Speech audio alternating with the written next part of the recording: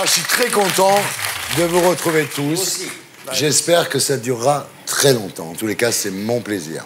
Bon. Alors, Raquel, jeudi dernier, Jean-Luc Mélenchon a tweeté « D'après Roselyne Bachelot, en direct sur LCI, Alexis Corbière serait le plus beau gosse de la politique française. » Voilà. C'est très drôle. J'ai découvert aussi à l'occasion de ce tweet, d'abord, première info, visiblement Jean-Luc Mélenchon regarde Natacha, Roselyne, peut-être même... il a bien raison. Moi, je ton regarde épouse, tous les matins. Je regarde tous les matins. Le matin. Ouais. Et puis, deuxième info, Roselyne veut me piquer mon mec, quoi. Ouais. Roselyne. Oh. Raquel, est-ce que vous seriez prête à partager? Alors, puisque c'est Roselyne, j'hésite, parce qu'elle est tellement drôle. Elle est tellement drôle. Quand même, je ne suis pas d'accord avec tout, bien sûr, avec Roselyne Bachelot, mais il faut lui accorder que c'est une femme qui a de l'esprit, de la répartie. On voit bien que les communistes sont des partageuses. Moi, il m'est arrivé un truc naze cette semaine, humiliant. C'est la première fois de ma vie qu'on m'a demandé un selfie. J'étais super fière parce que je suis un peu comme Tanguy Pastureau, je suis très anonyme. Et puis la personne, quand elle a fait le selfie avec moi, elle m'a dit « Merci Amel Bent ». Et voilà, on commence avec les unes de la semaine.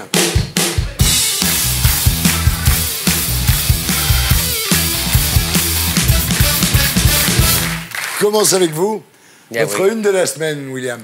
Voilà. Oh là là, 1er mai, c'est la lutte minable. Ben oui, c'est étrange parce qu'on nous avait annoncé la convergence des luttes et ce fut la convergence des brutes. C'est aussi étrange parce que après le sentiment d'hébétude, on entend comme une petite musique de nul. À savoir que finalement, on s'en serait bien sorti. Il n'y a pas eu trop de casse. Mais moi, je refuse cette habitude à la violence. Je ne m'habitue pas à ça et je refuse de m'habituer à ça. Qu'est-ce que je vous dis?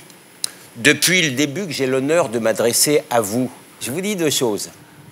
La première, c'est que il faut refuser de s'habituer à la culture de la violence. Et on est en pleine culture de la violence. On est dans la culture de la violence chez les zadistes. Les zadistes, ils ont gagné grâce à leur violence politique. Ils n'ont toujours pas décarré, je vous signale. Ils sont toujours là. Et on est aussi dans la culture de la violence dans les facultés. Il y a quelques jours, à Sancier, on a trouvé un stock de cocktails Molotov qui appartiennent au Black Bloc. Il ne faut pas non plus être d'une indulgence excessive par rapport à l'extrême gauche. Quand on voit M.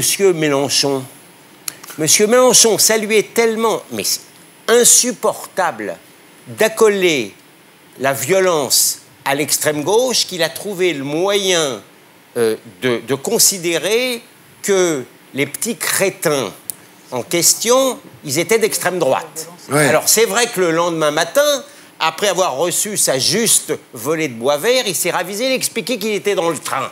Mais enfin, l'année d'avant, il n'était pas dans le wagon-restaurant lorsqu'il a fait une opération coup de poing contre le McDo. Et qu'est-ce qu'il a tweeté le 9 avril 2017 ? McDo, je te poursuivrai jusqu'en enfer. Quand on est un discours aussi peu urbain, alors il ne faut pas ensuite aller pleurer quand il y a des violences urbaines. Pareil pour les petits gars des NPA.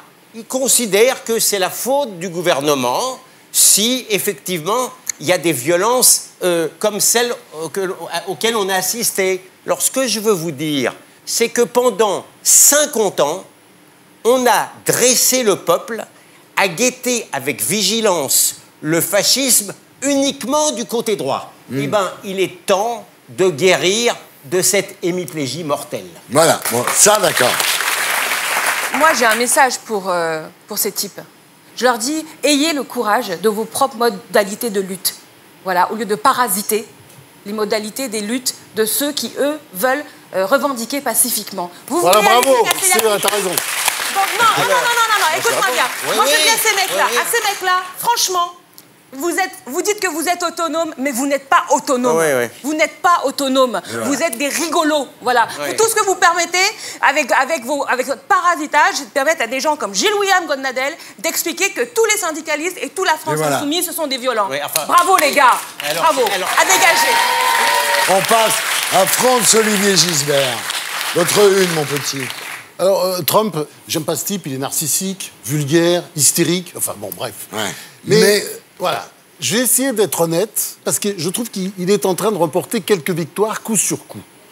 Premier point important, c'est évidemment ce qui se passe en Corée du Sud et Corée du Nord, c'est-à-dire cette rencontre absolument improbable il y a quelque temps. C'est-à-dire la politique du bâton a marché. Il y aura cette rencontre après, mais enfin, il se passe quelque chose, il y a une sorte de dégel. Et ça, c'est lui, c'est personne d'autre, c'est lui.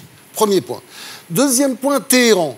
Téhéran, il est acquis que tout va bien. Mais non, c'est pas sûr. Alors, il y a Israël qui a dit, mais non, on a des tas de documents, bon, bah, ils vont les mettre, ils vont les répandre, on va voir ce que c'est, qui montrent que l'Iran aurait continué son programme nucléaire.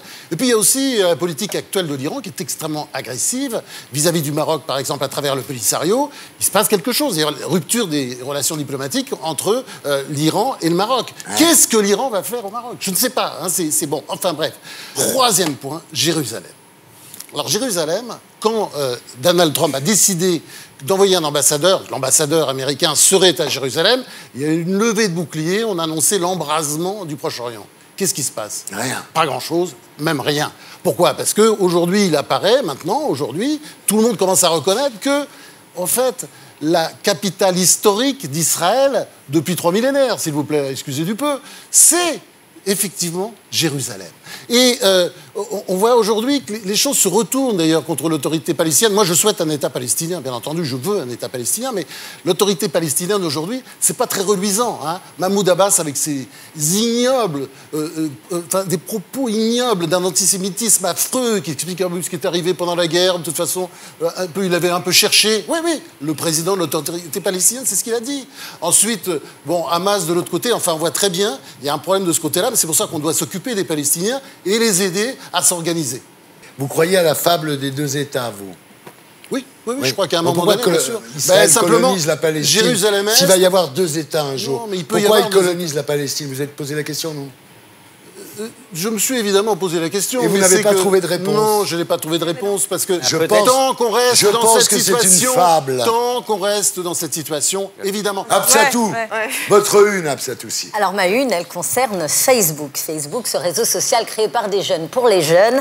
Alors évidemment, et c'est une discussion qu'on a depuis longtemps tous avec Monsieur Zuckerberg, c'est quoi ton problème avec les seins? Je travaille avec une demoiselle qui s'appelle Maude, qui fait de la réparation après le cancer. Il faut savoir que les femmes qui ont été atteintes par un cancer du sein sont des femmes en souffrance et ça ne s'arrête pas le jour où elles sont guéries. Pourquoi? Parce qu'elles ont eu des ablations et qu'elles ont vu, pour certaines, au fil des années, disparaître, et au fil des opérations, disparaître leurs tétons. D'accord? Un téton, c'est pas horrible, ça tue pas, ça permet d'allaiter, etc. Sauf que dès que Facebook voit un téton, il censure. C'est vrai. Alors Maude, qui fait du maquillage permanent, qui est une spécialiste dans le domaine, qui travaille auprès de ces femmes atteintes du cancer, a lancé une pétition. D'ailleurs, vous avez le lien qui va apparaître sur l'écran. Je vous invite à tous à les signer. Pourquoi? Parce que ces femmes, elles sont déjà isolées par la maladie. Mais elles sont aussi isolées quand elles recherchent des solutions pour se réparer. Réparer physiquement, se réparer psychologiquement. Et à chaque fois qu'on met sur les réseaux sociaux cette information pour permettre aux femmes, de se sentir moins seules, de pouvoir trouver la solution, c'est tout de suite censuré. Donc, je voudrais lancer un appel à la révolution des seins et des tétons. Je vais vous demander dans le public de tous me montrer vos seins. Tous.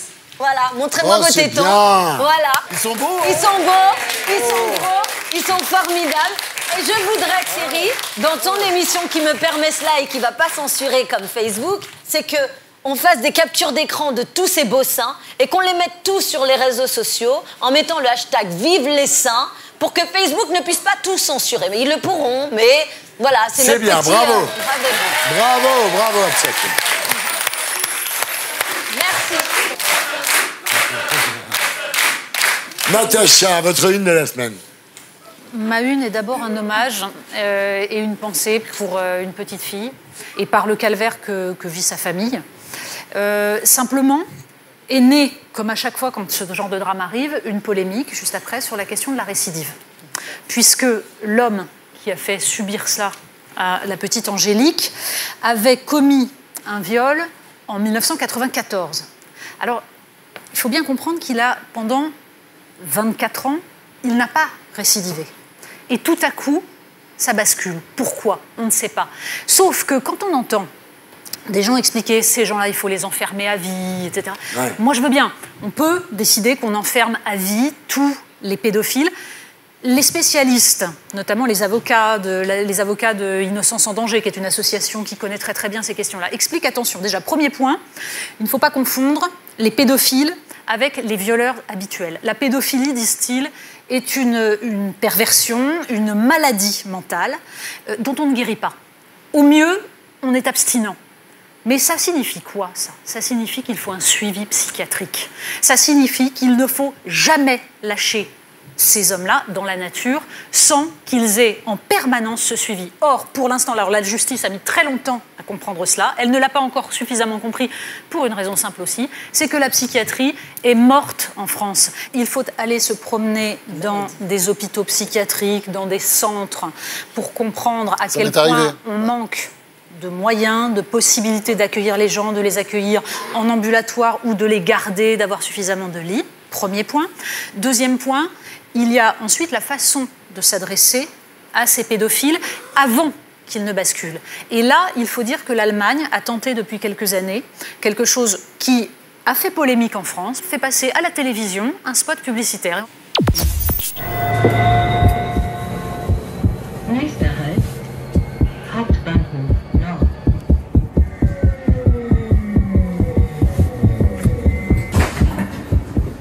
Vous aimez les enfants plus que ce qu'il faudrait. Nous pouvons vous aider.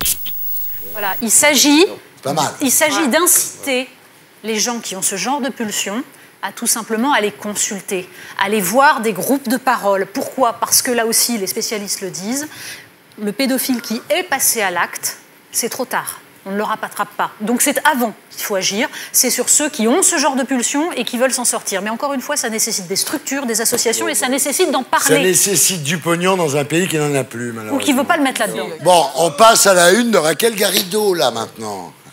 Une affaire d'État. Voilà. On a appris, lors de la campagne présidentielle, un certain nombre d'entreprises, chefs d'entreprise, avaient fait des ristournes pour des services électoraux, des services dans le cadre de la campagne d'Emmanuel Macron. Ah oui. Alors, vous me direz, un chef d'entreprise, il a bien le droit d'être citoyen engagé, il a bien, s'ils étaient macronistes, voilà, pourquoi pas. C'est vrai, un chef d'entreprise a tout à fait le droit d'être engagé dans la cité. En même temps, il n'a pas tort d'être macroniste. Il a le droit de soutenir Emmanuel Macron, c'est probablement d'ailleurs totalement dans son intérêt, si il est très fortuné. Et dans l'intérêt de l'entreprise. Mais il y a tout de même des règles. Voilà, des règles. Ces règles sont prévues par le Code électoral.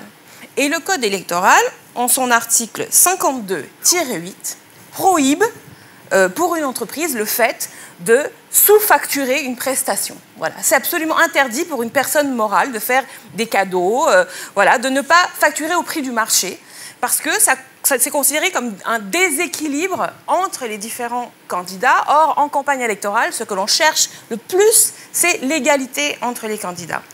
Cette violation de la règle, cette triche, est absolument intolérable. Si la marche à l'Élysée est frauduleuse, c'est la démocratie elle-même. Je suis d'accord. Et moi, je ne suis pas d'accord. D'abord, je n'aime pas beaucoup la monarchie présidentielle en général. Mais je ne suis pas, alors là, pas du tout d'accord que des chefs d'entreprise, peut-être par anticipation de ce qu'il pourrait avoir en retour de la part du président, transforment notre démocratie dans une démocratie lucrative. Bon, je voudrais jouer le rôle de laquais du pouvoir. Dans cette affaire-là, tu sais très bien, Dieu merci, nous sommes en économie de marché. C'est-à-dire que tout se discute, que les prix se discutent. Il est possible que l'équipe de Macron ait mieux discuté. Je veux dire, attends, on va enquêter, il faut regarder tout ça. Oui, non, mais attends. Mais attends, Natacha, je suis désolé. Juste, je termine. Je viens de commencer, laisse-moi juste terminer. C'est que plus tu vas louer de chaises, par exemple, moins la chaise sera chère. Bien sûr. Si tu fais ton meeting en juillet, comme c'est le cas, le truc du 16 juillet, Évidemment, les prix sont complètement cassés parce que personne ne veut de ta salle à ce moment-là, puisque tous les gens sont au bord de la mer. Natacha. Emmanuel Macron vient de donner une interview dans la Nouvelle Revue Française, donc revue littéraire extrêmement prestigieuse. Son pouvoir prestigieuse. vertical qui est très bien. Voilà, où il évoque Giono, Colette, etc. Magnifique, très profond. Et il explique qu'il est l'émanation du goût du peuple français pour le romanesque. Alors, ce genre d'histoire montre qu'il n'est pas que l'émanation du goût du peuple français pour le romanesque, il est aussi l'émanation du goût des puissances d'argent, des puissances financières françaises et mondiales pour la préservation de leur système. On peut être un peu voyou et romanesque. Là, quand même, excusez-moi. C'est pas dynamique. Monia Cachemire, votre une de la semaine. Thierry, je vais vous faire kiffer si je vous dis que Louis XIV... Ah, elle est bien, cette une. Louis XIV n'est pas mort et on peut même lui parler. Ah bon? Oui, en fait, c'est à l'occasion de la sortie de la nouvelle saison de la série Versailles qui passe sur Canal+. Des historiens et des scientifiques se sont associés afin de faire ressusciter la voix de Louis XIV. Alors, ça a été un travail minutieux où ils ont rassemblé toutes les informations concernant son physique, ses problèmes de santé. Parce qu'il n'avait pas de palais, Louis XIV. Absolument. Ben, on va en parler parce qu'en fait, ce qu'ils ont fait, c'est qu'ils ont épluché le journal de santé du roi. On a plein d'informations incroyables, comme on apprend que le roi était grand, finalement, parce qu'on pense toujours que les rois de France étaient petits. Très grand. Donc il a une voix grave. Ouais, exactement. Louis XIV faisait 1m82, 1m83. Donc qui dit grand corps dit grand cou, donc longue corde vocale, donc voix grave. Voilà, donc il avait la voix grave. En plus de ça, on apprend qu'il avait un léger problème d'élocution et une voix légèrement nasillarde, parce qu'il a eu une opération à cause de son dentiste, Monsieur Dubois, qui lui avait carrément enlevé la moitié des dents du palais du haut. Donc ça lui crée un petit tic. Pour Louis XIV, ne pas avoir de palais. De palais, c'est incroyable. Ça crée un mini tic de langage. En fait, ça crée des petits raclements et des... Parce qu'en fait, les fluides, vous savez, communiquaient entre la gorge et le larynx. Et ce qui est génial, c'est qu'on apprend qu'à cause de cette opération, pour cicatriser, il était obligé quotidiennement de faire des bains de bouche à base de vin tiède. Alors, vous imaginez la laine. Ouais, alors, donc, j'ai fait des recherches pour vous. Je suis allée à la bibliothèque et j'ai découvert que Louis XIV était le roi qui avait la pire haleine au monde. Oui, bien sûr. En fait, les sujets, pour lui parler, étaient obligés d'avoir un mouchoir parfumé. Henri IV, c'était pas triste. Justement, sortait au niveau du nez. Et comme il ne supportait pas tous les parfums, il ne tolérait que les mouchoirs parfumés à la fleur d'oranger. Donc c'est assez exceptionnel. Et surtout à la fin de sa vie, puisqu'il avait une fistule au palais. Et alors là, c'était les gens ne pouvaient pas être dans la même Comme quoi, tu peux être le roi de France. Et puis du bec et de la... Alors, vous avez un exemplaire de sa voix, alors? Absolument. Et donc, du coup, toutes ces informations ont été compilées et ils ont créé une voix de synthèse de Louis XIV. Et là, j'ai envie de vous proposer de réaliser un rêve. Est-ce que ça vous dit d'interviewer Louis XIV? Je dois dire, c'est plaisir. Merci, ma petite Judith. L'avantage avec un iPad, c'est que tu sens pas la laine. Ouais. Sire, est-ce que vous m'entendez? Bien sûr que je vous entends. Même s'il y a 380 ans, je suis un tantinet, dur de la feuille de lys. Sire, quel est le meilleur endroit où vous ayez fait l'amour? Dans les lits de mes favorites. Il me plaisait de savoir que leur mari apprendrait l'affaire et ne pourrait point venger leur affront. Quelle ordure. Sire, quel est le pire endroit où vous ayez fait l'amour? Il m'arriva de trousser quelques jupons dans mon carrosse, que ce fut douloureux et déplaisant. Mes lombaires me font encore souffrir. Sire, est-ce que vous êtes un people? Il serait plutôt juste de dire que je suis le premier d'entre eux. Ah. Je ne vécus qu'en étant constamment examiné. Ça ira. Ah non. Je ne vais pas faire de blasphème à la télévision. Le seul petit bémol concernant cette technologie, c'est qu'en fait, ils ont effacé l'accent du vieux français. C'est ce que j'allais dire. Parce que là, en fait, on connaissait avec tous les R roulés, le roué, le roué, c'est moué. En tous les cas, merci, c'est la première fois que je peux parler avec Louis XIV. Grâce à vous. Voilà, c'était les unes de la semaine.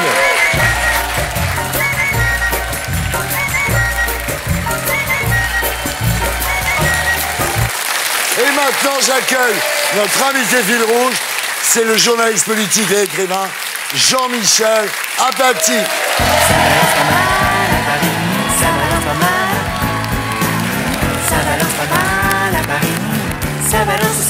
Alors, bienvenue Jean-Michel Apathy. Bienvenue je suis parmi ravi nous. d'être là. Merci pour vous avez votre publié invitation. La liberté de ma mère. C'est un succès, déjà 6000 exemplaires vendus. C'est presque 3 fois ce qu'a vendu Stéphane Guillon en 3 mois. Donc vraiment bravo.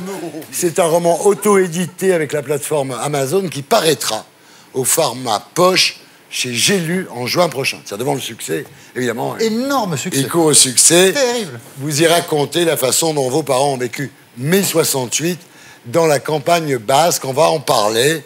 Mais avant, on commence par un jeu. Un jeu qui va nous permettre de mieux vous connaître. D'accord. Ça s'appelle le bio-quiz de l'invité.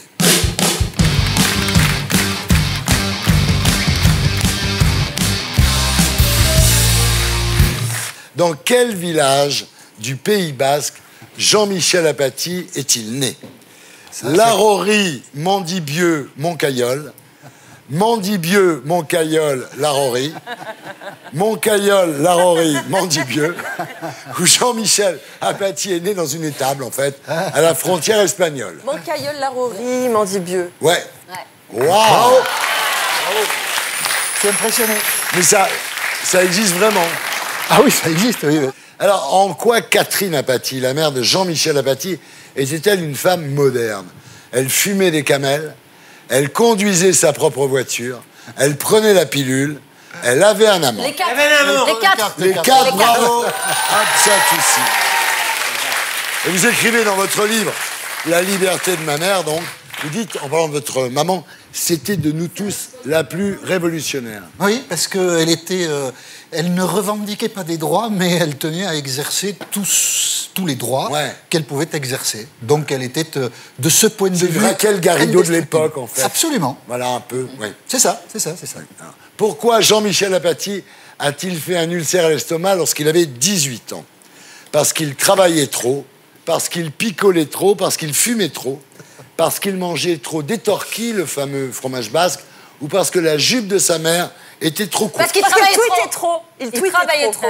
Parce qu'il picolait trop. Ouais, parce qu'il picolait trop. C'était pas la peine de J'ai lu la première fois. Je ne me souviens pas avoir écrit, mais est-ce que j'ai bien lu le livre? Je ne sais pas. Je ne me souviens pas avoir écrit que j'avais eu un ulcère. Parce que j'en ai eu un, mais je ne sais pas d'où vous sortez ça. Ils enquêtent. Vous dites, à la recherche d'une personnalité que je ne trouvais pas, je donnais, comme beaucoup dans la boisson, imbibé d'alcool du vendredi soir au lundi matin. Voilà. Ah bon, j'ai oublié. Vous auriez pu faire chroniqueur à cette Il avait émission. trop bu. J'ai oublié. J'ai oublié que je l'avais écrit. Ben, c'est dans Liberté, Égalité, Réalité, c'est pas dans le dernier. Ah, c'est pas dans le dernier, oui. Non, on a lu tous vos livres. Waouh, bravo Thierry. Formidable, je suis épaté. En 1986, à quelle occasion Jean-Michel Apathy a-t-il été interviewé par le journal de France 3 Aquitaine pour les fêtes de Bayonne, à l'occasion d'une manifestation étudiante, à l'occasion d'une marche pour l'indépendance du Pays Basque, ou pour un témoignage sur la mode du port de la barbe chez les jeunes? Le mouvement étudiant, oui. Monia, C'est d'ailleurs, moi qui l'ai dit. c'est toi qui l'as dit? Oui, je témoigne. On regarde. Je crois que la démission de M. Devaquet nous est indifférente. C'était le projet que nous contestions, que le porte-parole du projet soit M. Devaquet, qu'il soit M. Monori, ça nous est indifférent. C'est le projet que nous contestons, nous demandons le retrait de ce projet, et que demain ce soit M. Monori, M. Chirac qui le défendent, nous est complètement indifférent. Et bien voilà. Ça veut C'est dire bien. que Jean-Michel Apathy est un homme petit. Ouais. Parce que vous venez de dire que Louis XIV avait la voix grave parce qu'il était grand et qu'il avait les cordes vocales, je ne sais plus quoi. Donc lui, il est petit puisqu'il a la voix aiguë. Il a une voix assez aiguë, oui. Vous Ouais. mesurez combien? Oh, 1,74. Je ne pensais pas qu'on en viendrait à ce niveau Selon d'intimité. ses camarades, pourquoi Jean-Michel Apathy pensait-il ne jamais parvenir à devenir journaliste?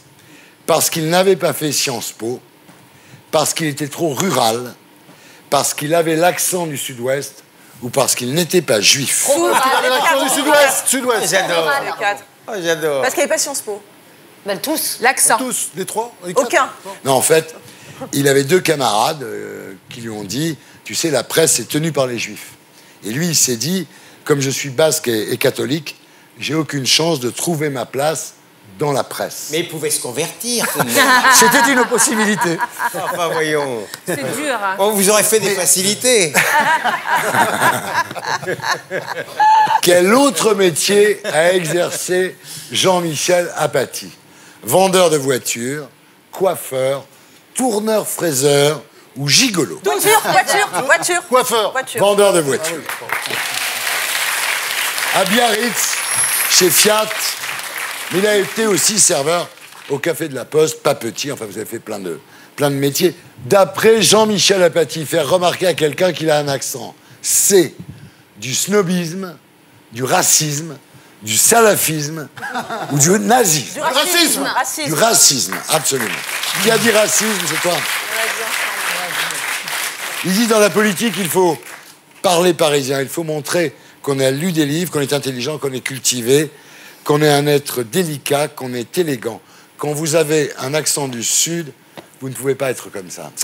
Oui, moi j'ai reçu, quand j'ai commencé à France Inter, je recevais des lettres d'auditeurs indignés qui me disaient, avec l'accent que vous avez, le rugby, la météo, ça passe, mais parler de politique, vraiment, c'est quand même pas très indiqué. Voilà. Mais alors, comment vous avez fait pour garder l'accent pendant 30 ans? En fait, Parce qu'à part Jane Birkin, il n'en connaît personne. Oui, ben, moi et elle, voilà. Ouais. Quand je suis arrivé à Paris, pour moi, n'existait à l'époque que la presse écrite. J'imaginais pas du tout faire de la radio et de la télé. Et puis plus tard, c'est Jean Lucas, 10-12 ans plus tard, qui m'a dit « Ah, mais il faudrait que tu fasses de la radio ». Et voilà. Du coup, j'ai jamais réfléchi à la manière dont je parlais. Vous badigeonnez les cordes vocales avec du magret de canard ou... J'ai des petits secrets comme ça. Et comme ce sont des secrets... Que savait Jean-Michel Apathy qu'il n'a pas voulu dévoiler pendant des années? Que Jacques Chirac trompait Bernadette, que François Mitterrand avait une fille cachée, que Cécilia et Nicolas Sarkozy allaient se séparer, ou que l'homme n'a jamais marché. François Mitterrand avait une fille cachée parce que... Mazarine, Garrido. Oui, enfin, c'est une histoire compliquée. Hein, pourquoi vous ne l'avez pas dit à l'époque? Non, c'est très curieux parce que je suivais le Parti Socialiste à l'époque et il y avait un type, personne ne savait pour qui il travaillait, on se disait qu'il travaillait pour les RG, mais on ne savait pas, qui un jour comme ça m'a fait cette confidence, Mitterrand a une fille cachée. Et bon, qu'est-ce qu'on fait avec ça? Moi, je l'ai pris pour un zozo et en fait, c'est lui qui avait raison. Et voilà. Vous auriez pu avoir un scoop énorme. J'ai eu un scoop, mais j'en ai rien fait. Ah là là. Alors, qui remporte le bio-quiz de l'invité? C'est une égalité, Monia Absatou Garrido. Voilà. On se retrouve après la pub avec les terriens du dimanche. L'émission qui vous aide à vous faire votre opinion. À tout de suite.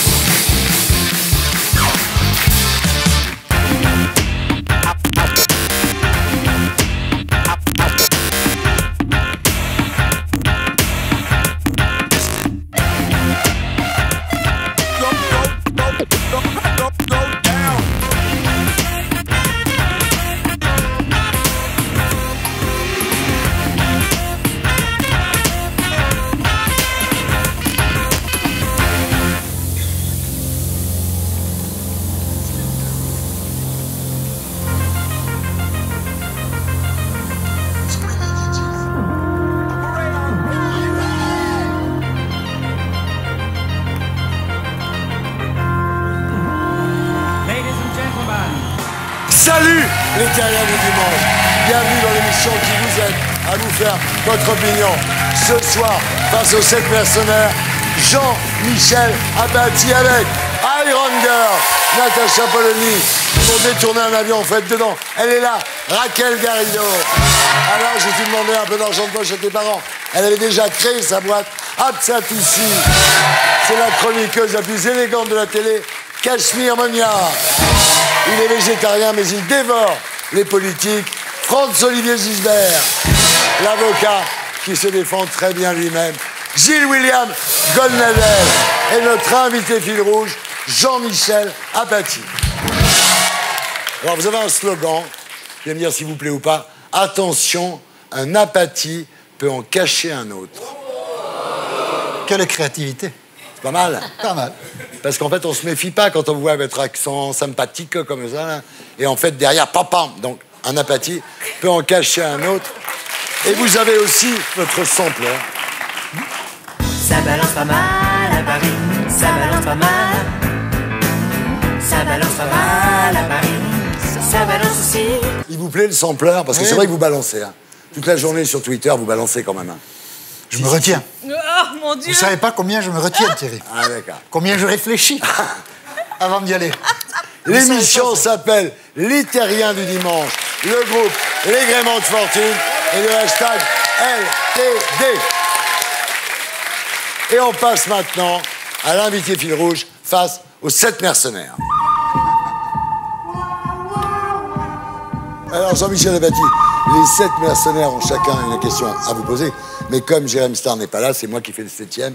Et donc, j'ai une question. Jean-Michel, en plein mois d'août, qu'est-ce qui vous a pris de tweeter pour dézinguer une jeune journaliste qui portait une tenue rouge? Vous avez écrit « Pas sûr que la robe rouge d'Audrey Crespo-Mara soit très adaptée à l'actualité ce soir. » Pour vous dire la vérité, Thierry, quelquefois, quand on fait un tweet, on se dit « Ah, celui-ci peut susciter des réactions ». D'autres fois, on n'imagine pas du tout les réactions qu'il va susciter. Oui. Et le tweet que vous avez cité entre largement dans la seconde catégorie. Voilà, alors voilà ce que je vous ai répondu. Ah bon, vous avez répondu? Alors, qui est l'auteur de ce tweet plein de fautes? Je sais, je lui ai répondu sur Twitter. Ah, c'est vrai. C'est Jean-Michel Apathy. Ah oui, bravo. Oui, Jean-Michel Apathy, qui ferait mieux d'apprendre le français plutôt que de reprocher à ma femme de mettre des robes rouges. Ah. Moi, j'ai fait un tweet sur le look de Crespo-Mara il y a quelques mois et ça m'a valu un doigt d'honneur de son mari. Ah oui, c'est vrai. Ah bon, Thierry, je m'en souviens, Thierry. Eh ben, Jean-Michel, vous voyez, votre femme a fait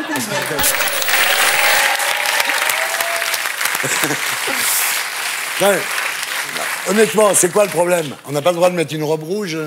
Il y avait ce soir-là une écriture particulière sur le journal de TF1, parce que d'habitude, il y a le globe terrestre, et tout de suite après, le présentateur ou la présentatrice. Et là, on intercale, ce soir-là, l'image silencieuse, forte, du roi espagnol et du premier ministre espagnol à Barcelone, qui donc observe une minute de silence.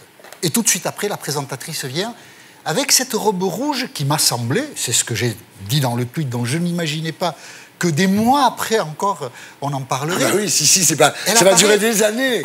Avec une robe rouge, alors que le climat est à l'émotion et qu'au fond, nous sommes dans la perspective de l'enterrement. Elle était très émue, mais bon, elle n'était pas obligée de s'habiller en noir parce qu'il y a des morts. Mais il y a à la télévision, comme ailleurs, des codes vestimentaires. Et si vous me dites l'inverse, ce serait quand même assez cocasse. Et j'ai trouvé que là, le code n'était pas respecté. Ça ne me semblait pas être une affaire d'État, mais les gens qui s'occupent du journal de TF1 ce soir-là m'ont paru avoir une absence, ce que j'ai voulu marquer dans ce tweet. Ah oui, vous en preniez plus ce journal de TF1 qu'à ma femme. Non, comment est-ce qu'on appelle ça? On appelle ça des... La rédaction. Non, des costumiers, enfin... Des stylistes. Voilà. Le styliste devait vous replier...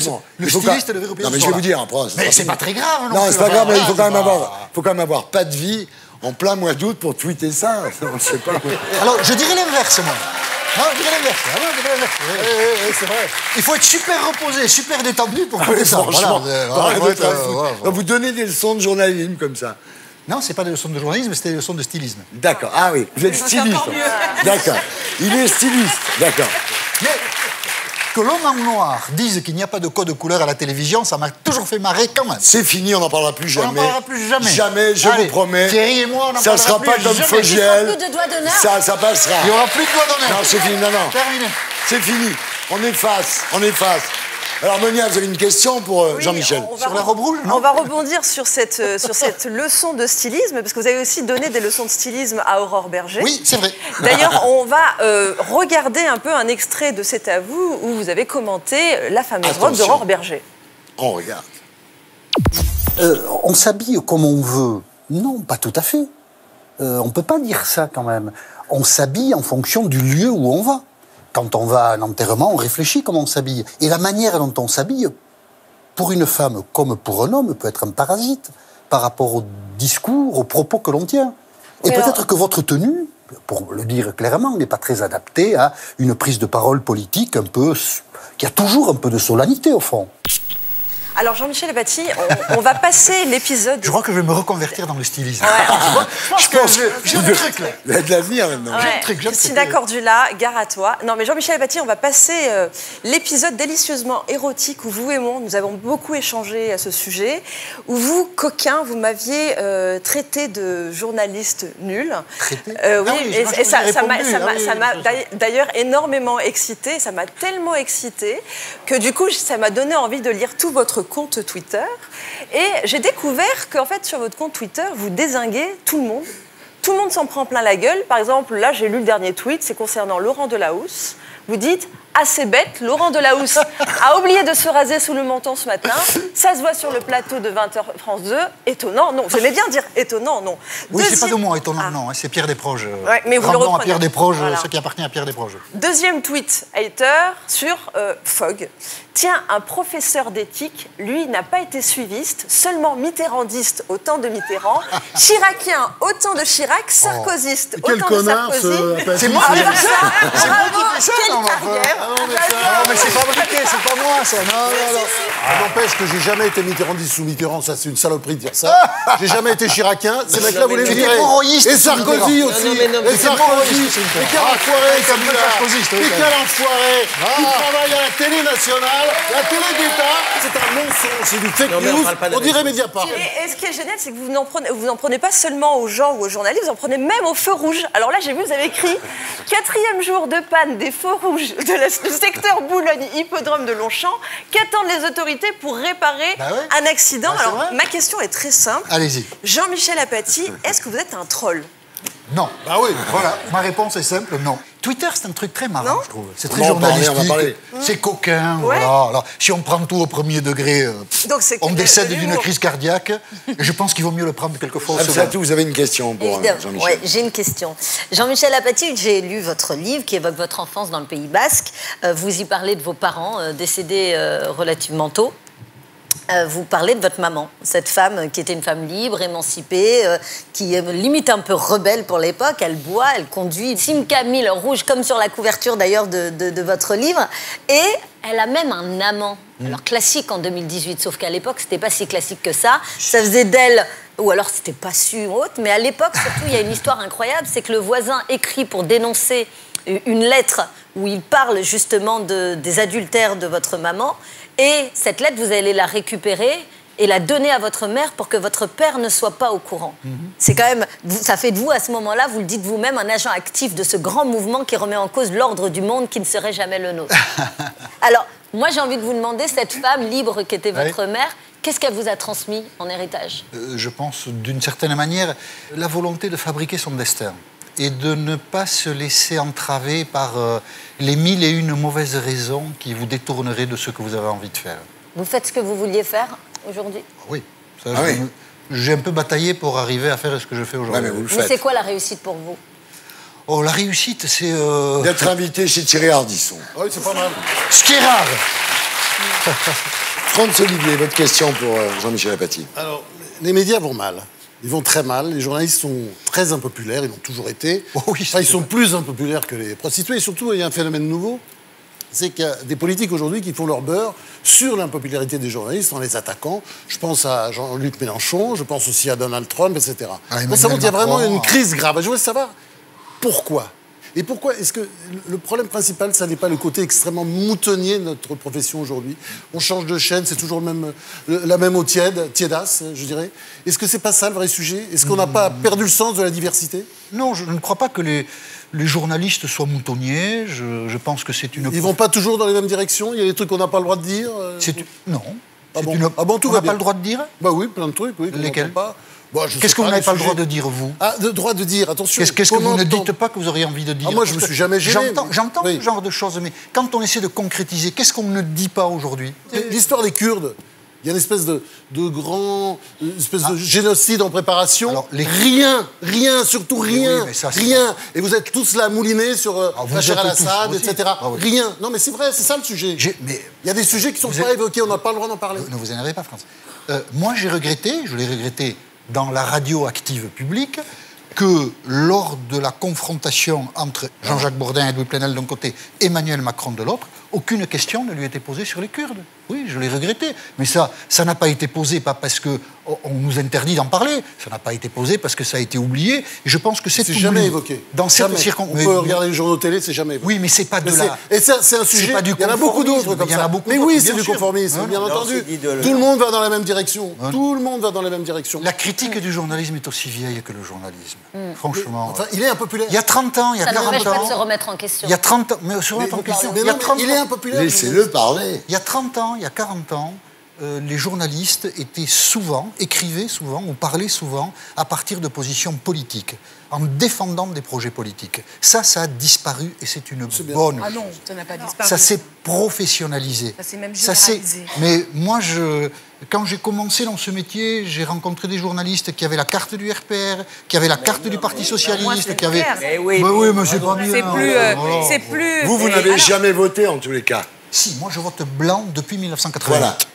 Je vote blanc depuis 1988 parce que j'ai voulu faire du journalisme politique et j'ai toujours voulu éviter d'être dans la situation où je serais en face de quelqu'un pour qui j'aurais voté ou contre qui j'aurais voté. Voilà. Pour ça ça m'empêche pas souligne, de ramener ma fraise de temps en temps, mais je ne veux pas prendre parti dans les urnes pour X ou pour Y. Raquel, votre question, mon petit. Vous avez une question? Vous avez tous vos collègues qui vous attaquent dans votre situation d'éditocrate, parce que vous êtes dans un rôle de pouvoir aujourd'hui, et peut-être que les gens à la maison ne savent pas, ou peut-être qu'ils ont un cliché et ils pensent que pour en arriver à votre situation de journaliste politique éminent, matinalier, vous avez fait Sciences Po, vous avez fait des brillantes études, vous étiez un peu premier de la classe, comme souvent les gens à la télé.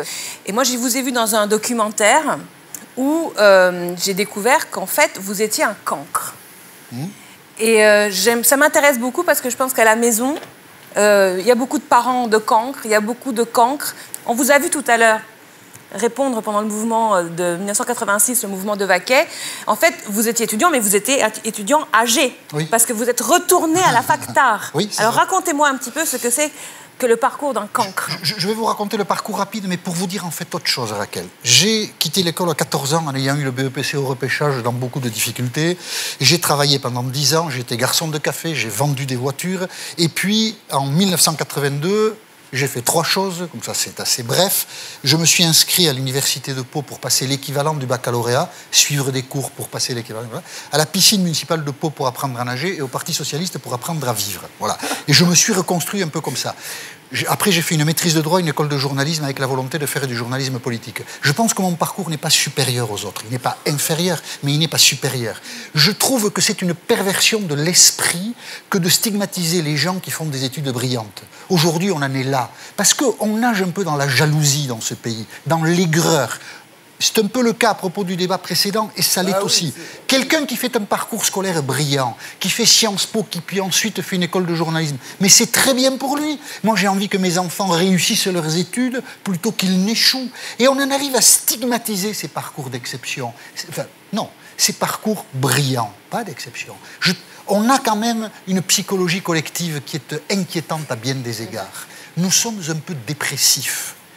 L'essentiel, c'est de réussir à atteindre les objectifs, si l'on s'en fixe, que l'on a dans la vie. Exactement. Si c'est de ne rien faire dans la vie professionnelle, d'être un fainéant majestueux, mais d'être heureux dans sa vie amoureuse, mais c'est très bien.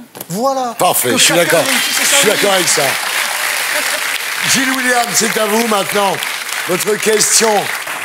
Jean-Michel, vous seriez président de la République et vous voudriez être interrogé par 2 journalistes. Est-ce que vous auriez adoubé M. Plenel, après son soutien à Ramadan, après qu'on ait appris qu'il ait soutenu l'attentat aux Jeux Olympiques de Munich, d'abord dans l'intérêt des Français et ensuite dans l'intérêt même du président de la République, compte tenu de la manière dont il a été traité, sans qu'on l'appelle Monsieur le Président, et qu'il ait été roudoyé. Est-ce que vous auriez adoubé ou non Plenel? Je vais vous répondre. J'ai été embauché par Edoui Plenel au Monde en 1998. J'ai travaillé 1 an avec Plenel. C'est un journaliste formidable, remarquable, intelligent, réactif, cultivé, décidé. Il a énormément de qualités. Mediapart est une réussite. À mon avis, sur une enquête, ils ont déconné grave, on n'en parlera peut-être pas, mais en 10 ans d'existence, c'est une réussite. Parlez de Baudis. Non, Cahuzac. Oui. Edoui Plenel est un grand journaliste. Voilà, je le pense. Donc, qu'un président de la République choisisse un grand journaliste, après tout, il n'y a pas mort d'homme. Voilà. Ensuite, est-ce qu'on a bien écouté cette interview? Il y avait 1 ou 2 passages qui étaient insupportables, et notamment Plenel, quand il dit, je ne sais pas des fois où on va, quand il dit à Emmanuel Macron, vous savez, vous n'avez été élu qu'avec 18% des voix au premier tour, des inscrits, donc vous êtes illégitime. ce type de réflexion qui met en cause la démocratie représentative, la seule règle qu'on ait trouvée pour vivre ensemble, ne me paraît pas très intelligent. Mais à part ça, Edoui Plenel a fait son travail de journaliste. Et comme je l'ai dit, c'est un grand journaliste. Quand même, oui. Avec Plenel, vous avez vu, sur Cahuzac, vous n'y croyez pas. Mais c'est pas ça, c'est pas que j'y croyais pas. Mais la méthode. On regarde et on en parle après. On regarde. Est-ce que vous avez un élément précis qui vous permet à vous, Edoui Plenel, de dire le compte en Suisse existe? Est-ce que vous avez un élément de fait précis? Vous n'attendez même pas ma réponse, vous m'interrompez déjà. Donc je vous dis simplement que je suis journaliste. Oui ou c'est non, ma question? Mais c'est oui ou non? Il n'y a que oui ou non? C'est oui ou non? Là, disons qu'il n'y a que oui ou non. C'est oui ou non? Mais bien sûr. Eh bien, si c'est oui, publiez-la. Mais tout est sous vos yeux. Cahuzac, non. À la seconde où vous la publiez, Cahuzac n'est plus ministre. Monsieur Apathy, Apathy, vous avez une enquête sous les yeux et il n'y a pire aveugle que celui qui ne veut pas voir. Voilà. Donc, alors, qu'est-ce qui s'est passé? Le 4 décembre 2012, Mediapart publie son enquête « Cahuzac a un compte en Suisse, point ». À partir de là, Mediapart ne donnera plus aucun élément, numéro de compte, facsimilé de relevé bancaire, ne donnera aucun élément de preuve. Et il y aura des éditorialistes, le 7 décembre 2012, qui vont écrire, il y en a deux, qui vont écrire « Il appartient au ministre du Budget d'obtenir de la banque suisse qui est nommée un certificat attestant qu'il n'a pas de compte dans cette banque. » On a demandé dans la République française, qui est attachée aux droits de l'homme, à l'accusé de prouver son innocence. Ça m'a paru insupportable. D'accord. Nulle part, jamais, sauf dans des régimes totalitaires, on ne demande à un accusé de prouver son innocence.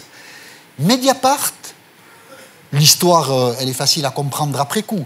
Mediapart était certain que Cahuzac avait un compte en Suisse. Mais Mediapart n'avait pas d'éléments de preuve à apporter à ses lecteurs. Le journalisme d'affirmation ne peut être enseigné dans aucune école. Si vous affirmez quelque chose, vous le prouvez. Sinon, ça n'existe pas. Vous pensez que c'est la même chose pour le financement libyen de la campagne de Sarkozy? Ah non, le financement libyen de la campagne de Sarkozy, il y a beaucoup d'éléments. Pour n'en citer qu'un, Bachir Saleh, qui est l'ancien directeur de cabinet de Kadhafi, est exfiltré dans des conditions absolument anormales en Afrique du Sud par Claude Guéant. Donc là, il s'est passé des choses. Vous savez, quelques jours avant que Saleh soit exfiltré, il y a un type qui était un ancien collaborateur de Kadhafi qui est mort dans le Danube. Sur ses carrières. Il tombe dans le Danube.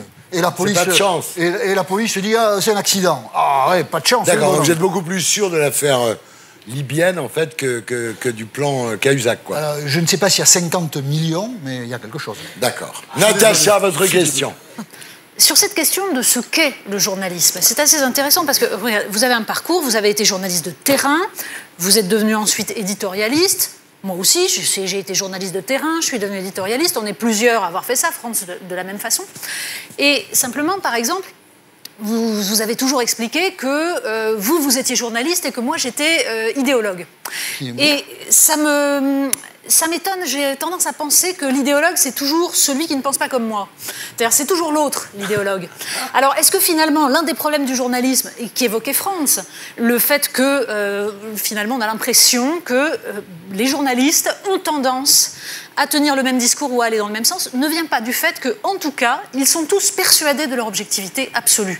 Vous nous avez expliqué que vous ne votiez pas pour éviter d'être face à quelqu'un pour qui vous auriez voté ou contre qui vous auriez voté, c'est très bien, mais ça n'empêche pas d'avoir des idées. Ça n'empêche pas d'avoir une certaine lecture du réel. Il y a les faits et il y a la façon dont on les analyse et dont on les inscrit dans une continuité. On est d'accord. Donc, où est l'idéologie là-dedans? Et est-ce que finalement, il n'y a pas tout simplement des subjectivités qui s'affrontent mais qui doivent s'assumer? Vous avez regardé mon compte Twitter? Attentivement, la bannière, vous l'avez regardée? Pas autre chose à faire. Il y a deux phrases dans la bannière. Il y a cette phrase « La haine des journalistes est juste et saine », entre parenthèses, grand penseur. Vous savez de qui est la phrase? De Jean-Luc Mélenchon. Jean-Luc Mélenchon. Et il y a une deuxième phrase « Le journalisme, ce n'est pas l'objectivité, c'est la maîtrise de la subjectivité », et entre parenthèses, il y a aussi grand penseur. Alors pourquoi il y en a d'autres qui sont des idéologues quand ils pensent pas comme vous? Le journalisme, ce n'est pas l'objectivité. Le journalisme, c'est la maîtrise de la subjectivité. Bravo. Bravo. Voilà. C'était les 7 mercenaires face à l'invité fil rouge.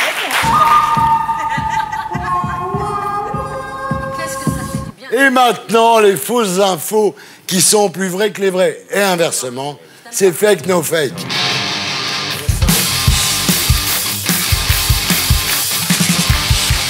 Alors, concentrez-vous. À Toulouse, il existe des caméras parlantes pour stopper l'incivilité. C'est vrai, c'est faux, c'est le fake, no fake de la semaine. On regarde. Big Brother arrive dans la ville rose. Et les Toulousains n'ont qu'à bien se tenir. Ceux qui ont envie de jouer les rebelles risquent d'être surpris. En pleine rue, une voix réprimande les auteurs d'incivilité et rappelle à l'ordre ceux qui ne respectent pas la loi. Bonjour, vous êtes sur des installations prévues uniquement pour les enfants. Merci de quitter les lieux. La mairie a installé des caméras de surveillance équipées de haut-parleurs actives de jour comme de nuit. Perspicace, cette caméra parlante à l'œil essaie de donner de la voix, quitte à faire sursauter les fauteurs de troubles. Elle ne se contente plus de surveiller les passants. Elle les prend en flagrant délit et leur donne des ordres. À Londres, ça fait longtemps que nous avons installé ce dispositif de vidéo-verbalisation. Et nous sommes ravis d'avoir inspiré le sud de la France. Ils vont en tirer des bénéfices et certainement l'étendre à l'ensemble du territoire. Alors avis aux malveillants qui auront envie d'uriner dans la nature, de laisser leurs chiens en liberté, de boire de l'alcool sur les pelouses interdites, d'être violents ou même de draguer lourdement, vous risquez de vous faire sermonner en public par une caméra. Voilà, à Toulouse, existe-t-il des caméras parlantes pour stopper l'incivilité? Voilà. Alors, on va commencer avec vous, Franz-Olivier Gisbert. Je trouve ça pas mal, hein. Je suis choqué, mais je trouve ça pas mal. C'est pas la question. Évidemment, c'est faux. C'est faux. Ouais. Moi, je pense que c'est vrai. Je pense que c'est vrai, c'est pas très difficile à mettre en place. On sait qu'on est surveillé déjà aujourd'hui quand on grille un feu où on voit des policiers qui sont là en train de filmer et de vérifier. Donc je pense que c'est pas difficile d'intégrer un micro. Faux, vrai. Non, mais d'habitude, on commence par Natacha. J'attends ce que Natacha a à dire. Je ne prends jamais position Il attend que je me plante. sans écouter Natacha. Eh bien, ce soir, tu te lances. Pour la première fois de l'histoire de cette émission, je ne sais pas. Attends, si toi tu sais pas, alors, qui va savoir? C'est très étrange parce que vous nous avez posé la question par rapport à la Chine. Et je crois il y a une semaine, c'était très semblable, sauf que c'était pas des conseils, c'était de l'eau dans la gueule. C'était bien. Donc la société française étant tout de même moins policière, mais plus policier, j'ai tendance à croire que c'est vrai. Donc oui, effectivement, c'est la Chine un peu plus soft. C'est vrai et je l'affirme. Moi, je pense que ça discrimine énormément les malentendants. Ouais. Donc c'est faux. Natacha. Je pense que c'est faux. Je pense que l'ensemble des lois qui préservent les citoyens doivent quand même interdire cela. Ouais. Même si, encore une fois, tout est possible. On y va en Chine, donc ça viendra peut-être un jour. On n'est pas loin de la Chine. Quand même un peu. Quand même un peu. Raquel. Moi, j'ai trouvé le sujet vraiment pas crédible pour un sou avec cette musique-là de série là. Donc, je pense que tout était fait pour qu'on croie que c'était faux. Donc c'est vrai. Donc je vais dire que c'est vrai. Parce qu'on a déjà ces machines qui nous disent la vitesse à laquelle nous circulons sur les routes, ce qui est exactement la même chose. On est à 3-3, donc c'est vous qui allez départager, évidemment. Il n'a pas été dit dans le reportage que la caméra avait l'accent de Toulouse. Non. Donc je pense que c'est faux. Eh bien c'est vrai, et la prod a gagné.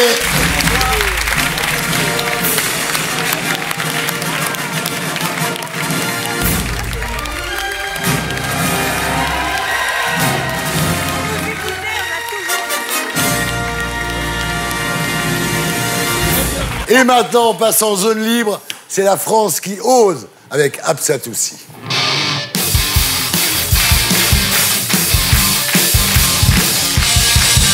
Et si le téléphone portable était aussi addictif que la drogue? Une question qui a donné envie à Absatoussi de nous faire son numéro. On regarde.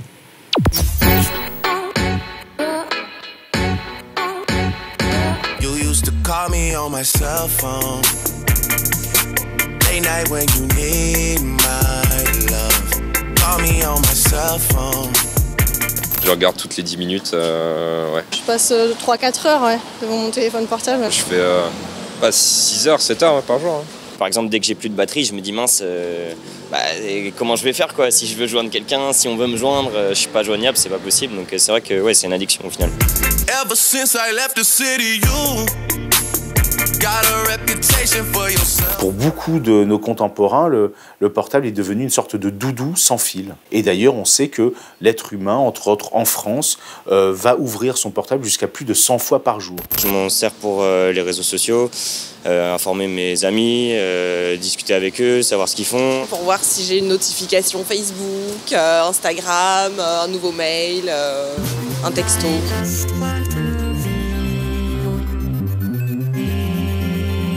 C'est là où on va voir parfois une course effrénée pour certains, au like, au retweet, au nombre de nouveaux followers et autres. Et on voit bien à quel point ça vient trahir quelque part une fragilité narcissique, en tout cas ce besoin totalement compulsif d'exister et de savoir que tous les autres nous entendent, nous aiment.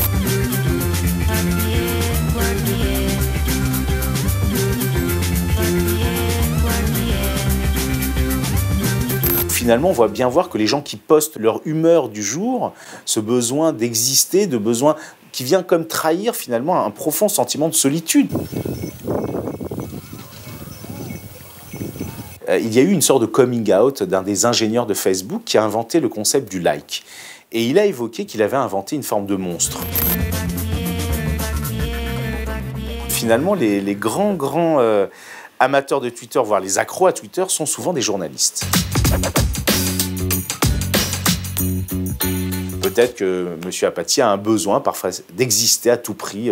Mais petit à petit, lorsqu'on tweete trop, c'est un petit peu ce qui se passe dans tous les excès, on va inonder les gens par finalement des tweets qui, à un moment, sonnent quelque part dans le vide. Et on peut soi-même, sans s'en rendre compte, devenir un petit peu lourd. Et voilà. Mais moi, je m'en suis rendu compte, donc pas de problème. Vous êtes lourd. Vas-y. Non, il y a quelques chiffres à donner. Aujourd'hui, les gens passent en moyenne 2 heures à 2 heures et demie sur leur téléphone portable par jour, ce qui fait 38 jours par an. Quand même, on passe à côté de beaucoup de choses. 43% n'éteignent jamais leur téléphone portable. 84% des 15-25 ans sont touchés par cette dépendance au mobile. Il y a 9 personnes sur 10 entre 9 et 12 ans qui ont déjà un téléphone portable et qui sont sur les réseaux sociaux. Ça va rendre dingue Natacha Polony.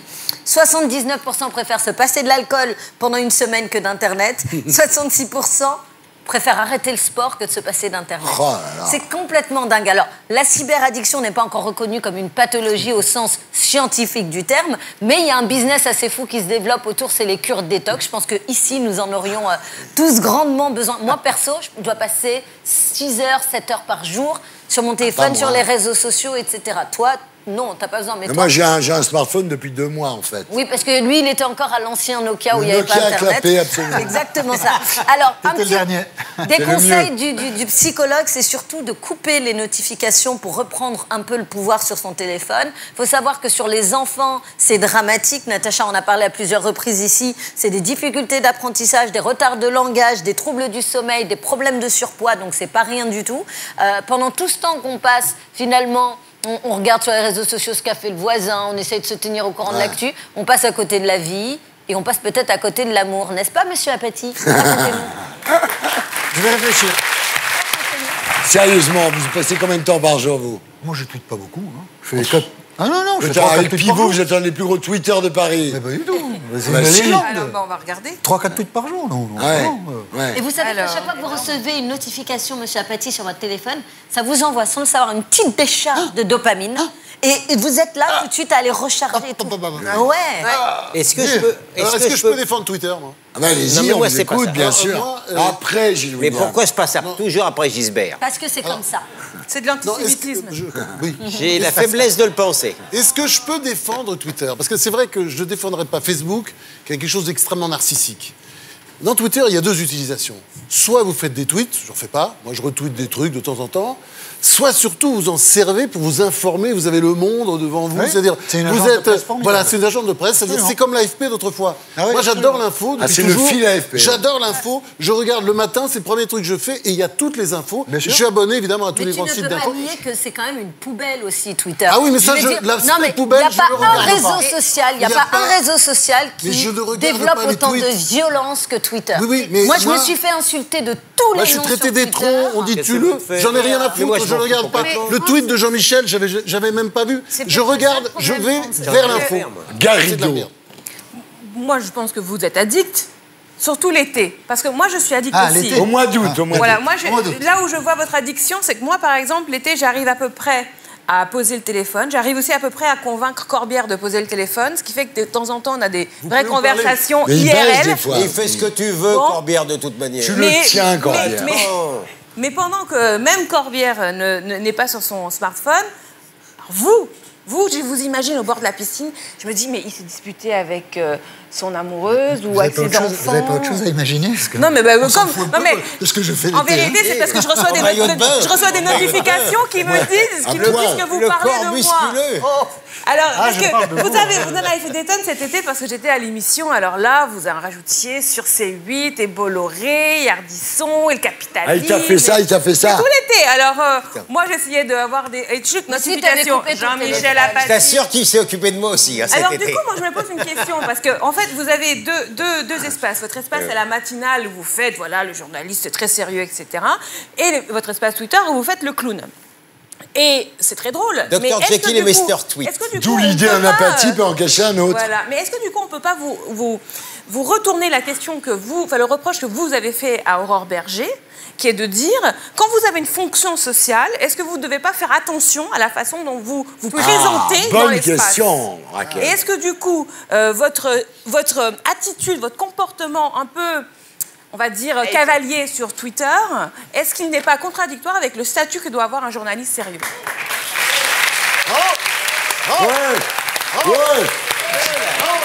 La question était tellement bien qu'il n'y aura pas de réponse. Et surtout, est-ce que vous voulez devenir le nouveau Bruno Mazur ? Ça, j'ai pas osé le dire. Ça va, j'y ai pas, tu vois, je l'ai pas dit. Le nouveau Bruno Mazur, Jean-Michel Apathy, existe-t-il une pensée France Inter ?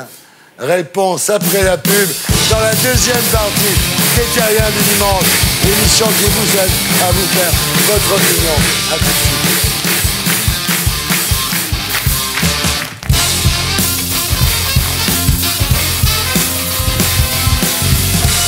Bonsoir les Terriens du dimanche, nous sommes de retour sur Terre dans l'émission qui vous aide à vous faire votre opinion, toujours en compagnie des 7 mercenaires, Natacha Polony, Raquel Garrido, Abd Satoussi, Monia Cachemire, François-Olivier Gisbert et Gilles-William Goldnadel. Ce soir, face aux 7 mercenaires, Jean-Michel Apathy.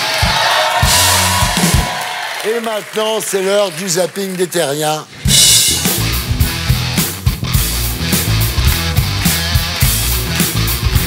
Chaque semaine, les Terriens vous proposent désormais le tour du monde des images les plus ovniesques.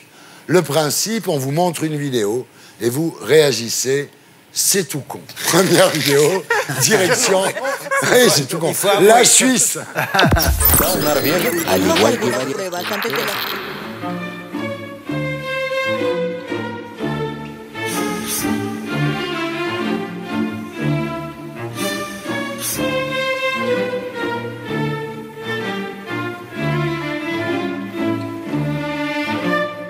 Hé, mademoiselle! Mademoiselle! Hé! Oh! Oh, viens là! Oh! Hé! Voilà un musée, donc un musée virtuel pour sensibiliser contre le harcèlement. Est-ce que quelqu'un a quelque chose d'intelligent à dire? Non, c'est con. Ça sert à rien. C'est con, ça sert à rien. Quand un gars il harcèle dans la rue, c'est qu'il a un problème d'éducation, Voilà. d'impulsion, et après, Alors voilà, c'est pas là-bas que ça se ça traite. recommence. Moi, C'est pas là-bas que ça se j'ai une traite. réflexion immensément intelligente. Ah, parce que moi, à c'était dire. con. Non, mais c'était réducteur. 25% des gens harcelés sont des hommes. Or, je ne vois pas dans ce musée des hommes harcelés. Mais ils sont harcelés par qui, les hommes? Ils Par les femmes. Les hommes sont harcelés par Ah oui, Ah ouais. Jean-Michel. J'ai pas été beaucoup harcelé, moi, dans ma vie. mais- Moi non plus, c'est jamais arrivé. Et maintenant, direction les États-Unis.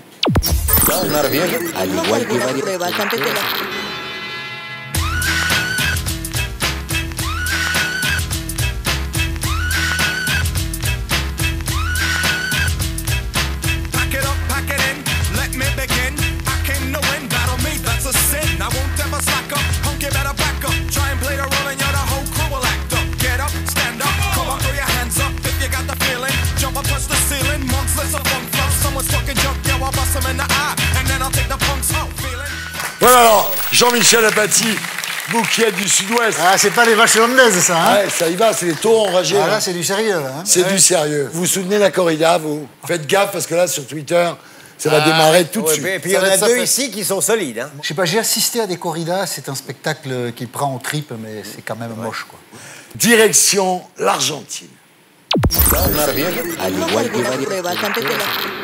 Oh, tango, yeah, yeah. Olha o gingado no voo, fode pitch e Moscou. Ouvindo o Porsche malão, ela tá sendo marota, yeah. Tamo na terra do tango, você não pisa no campo. 22k no meu banco, cê não aguentar com meu bando. Olha o gingado no voo, fode pitch e Moscou.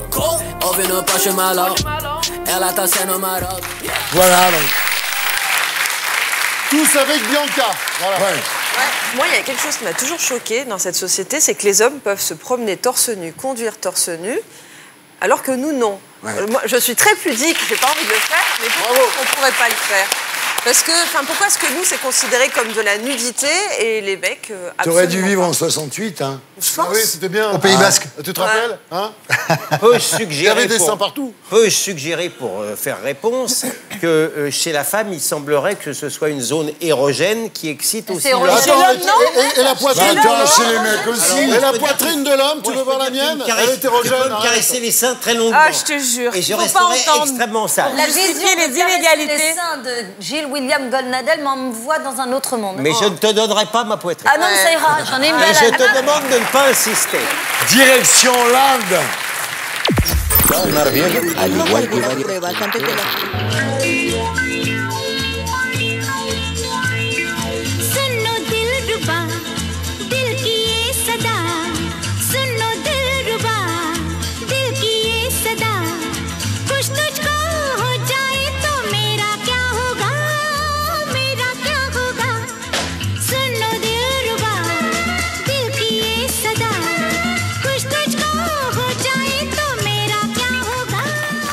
Et voilà, des vêtements cousus pieds.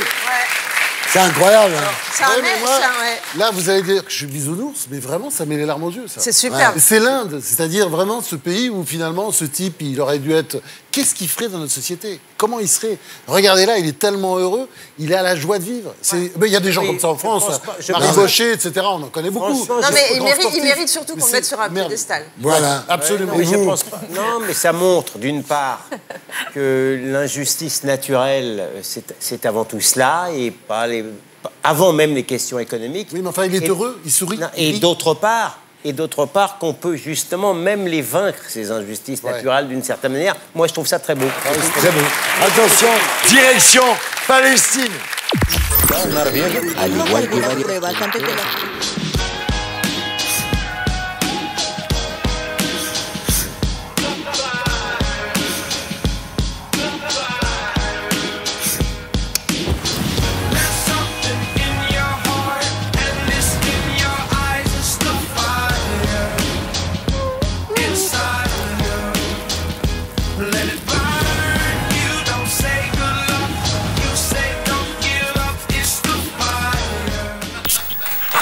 Alors, Jean-Michel Apathy était en Palestine. J'avais le même coiffeur au Pays Basque que l'opération Mal tournée. Et voilà, c'est ce qui est arrivé. Non, c'est ça, ouais. La même idée.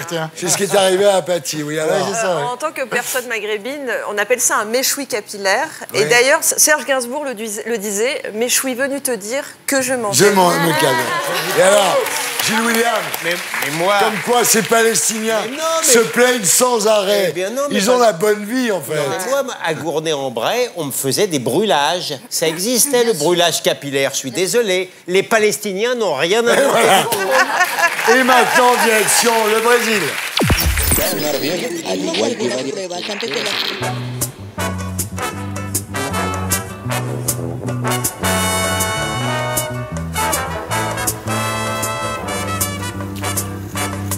Essa moça tá diferente já. Quando chove muito, tem os intempéries da natureza que de repente eu não fico tão contente, entendeu? Aí de repente o cara do apartamento tá rindo. Eu acho que tem um equilíbrio, entendeu? Eu escolhi viver assim, sendo escultor de areia, na praia e tal, entendeu? Só samba escondido.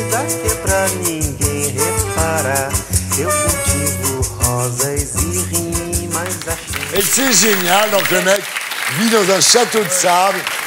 Tu sais, être heureux, c'est la forme de la politesse des pauvres. En France, ça vous arrive de poser des fois des questions aux gens, ça va? Et les gens vont te dire non. Mais ça, en Amérique du Sud, c'est formellement proscrit. Tu ne peux pas, c'est très très impoli de manifester son malheur et de le partager. Ah, et quand on est dans l'espace public, on doit apporter à la collectivité de la joie, pas du malheur. Et ça, on le sent dans les pays pauvres. Bravo, très bon. Moi, j'aimerais pas habiter dans Très bon commentaire. Direction le Japon.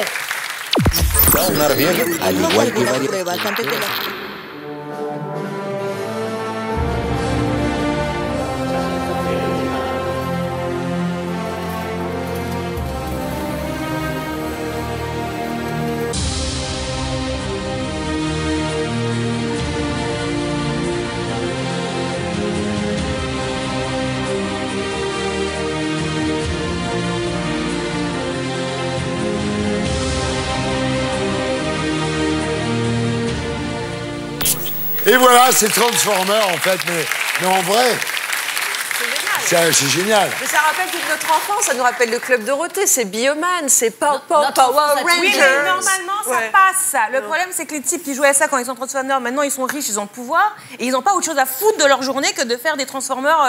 Mais c'est ailleurs. Insupportable. C'est rabat-joie, la France insoumise. C'est des adolescents, ce sont des adolescents. Tu vas trop loin. C'est l'adolescence. Je sais ce que c'est, j'en suis un. Direction l'Islande.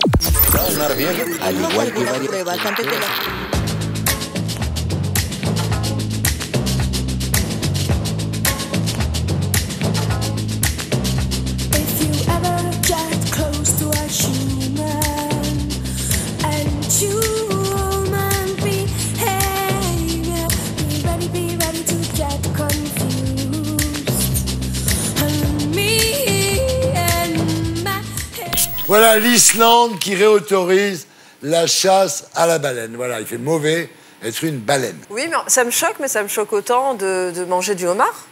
Ouais. Non, je veux dire, il n'y a pas de hiérarchie. Non, mais je veux dire, non, moi je ne mets pas de hiérarchie. Le homard, tu le plonges dans l'eau chaude, ça me choque. La baleine est un des animaux les plus intelligents de la planète. Il est un mammifère en voie de disparition. Non, mais il faut arrêter ces trucs-là. Écoutez-le. Il est en voie de disparition. Donc il y a une seule façon de traiter ça. Il y a des gens qui le font déjà, mais il faut rentrer dans le tas, leur tirer dessus, les couler, etc. C'est ça qu'il faut faire. C'est honteux. C'est de la connerie pure. C'est pour ça que moi je trouve que c'est choquant. On peut peut-être préciser que les plus gros chasseurs de baleines sont les Norvégiens, qui font les Japonais ça sont pas en mal. dehors. Les Alors ils le font pour le compte des Japonais, puisque les consommateurs sont japonais, et ils le font en dehors en fraudant et en violant les règles internationales et en prétendant que ce sont des prélèvements scientifiques. C'est absolument honteux. C'est pour ça qu'il faut leur tirer dessus. Voilà. Jean-Michel Apathy, quelle est votre position là-dessus? Si on est sérieux, mais je vais dire une banalité, nous sommes trop inattentifs à la destruction de la nature en règle générale, bien sûr. Ouais. Et le président de la République fait 2 interviews successives. Il n'y a pas un mot sur l'écologie, sur les problèmes liés à la nature et aux aux difficultés que l'on rencontre. Mais c'est pas que Plenel et Bourdin, c'est pas les rois de l'écologie. Mais si on est encore sérieux une seconde, c'est pas le président qui est en cause. Ça traduit, hélas, des préoccupations collectives qui ne sont la pas, condition animale, qui ne sont pas encore correctement hiérarchisées. Ça commence quand même à préoccuper. On dit ça, mais quand même, la souffrance animale, on en prend de plus en plus conscience. La preuve, aujourd'hui, des groupes comme Zara et Topshop ont décidé d'arrêter de produire et de vendre des vêtements à base de mohair. Oui, ça serait bien qu'ils arrêtent de produire des vêtements fabriqués par des gosses à l'autre bout du monde. On avance petit à petit. À l'autre bout de la planète. Abchatou. Voilà, c'était le zapping des terriens.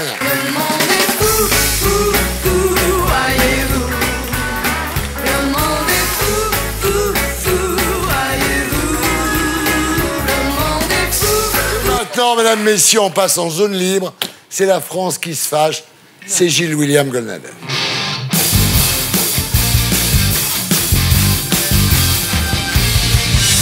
De quoi France Inter est-elle le nom? Entre militantisme et manque de pluralisme, pas certain que la radio publique et Gilles William Goldnadel soient sur la même longueur d'onde. On regarde.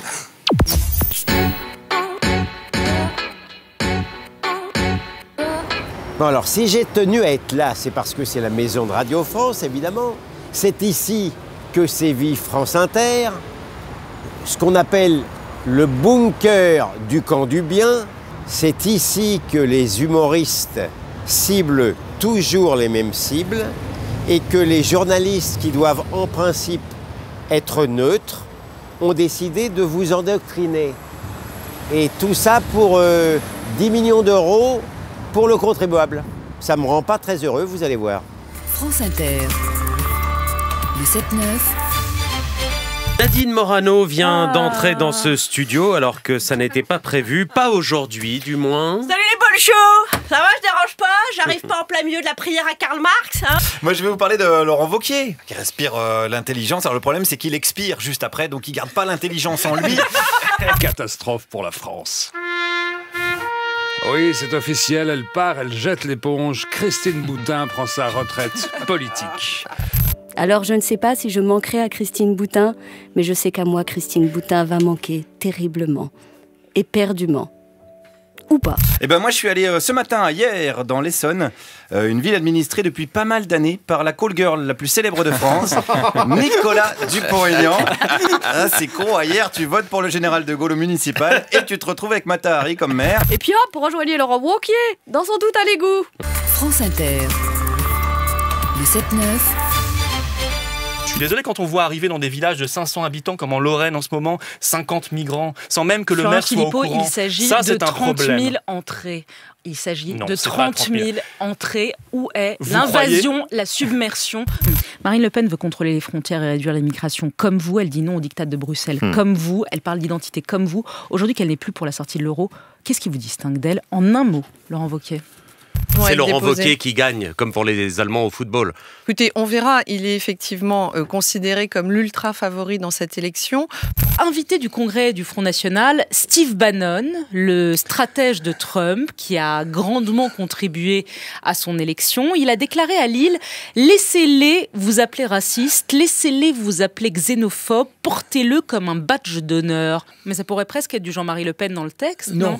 Non, c'est pas le cas. C'est pas vrai, ça. Vous avez été définitivement condamné pour la semaine dernière encore pour provocation à la haine raciale sur votre phrase sur les Roms. Allez, on passe au standard. Bonjour Caroline. Bonjour camarade Autain. Voilà, je tiens bien à préciser les choses. J'ai rien contre les journalistes de Radio France. Mon combat, c'est le combat pour le pluralisme et contre l'endoctrinement. C'est tout. Alors, là, franchement, bravo. Merci. Vous vengez beaucoup de gens. Pour une fois, je suis d'accord avec le président Macron, Thierry. C'est que l'audiovisuel public, c'est un véritable scandale d'État. C'est un scandale d'État, pas seulement pour la gabegie financière, mais il y a un autre scandale d'État, c'est le scandale d'État démocratique en matière de pluralisme. Il faut bien comprendre le problème juridique. Je vous parle du service public. Au service du public. Au service du public, mais payé par le public. Payé par le public.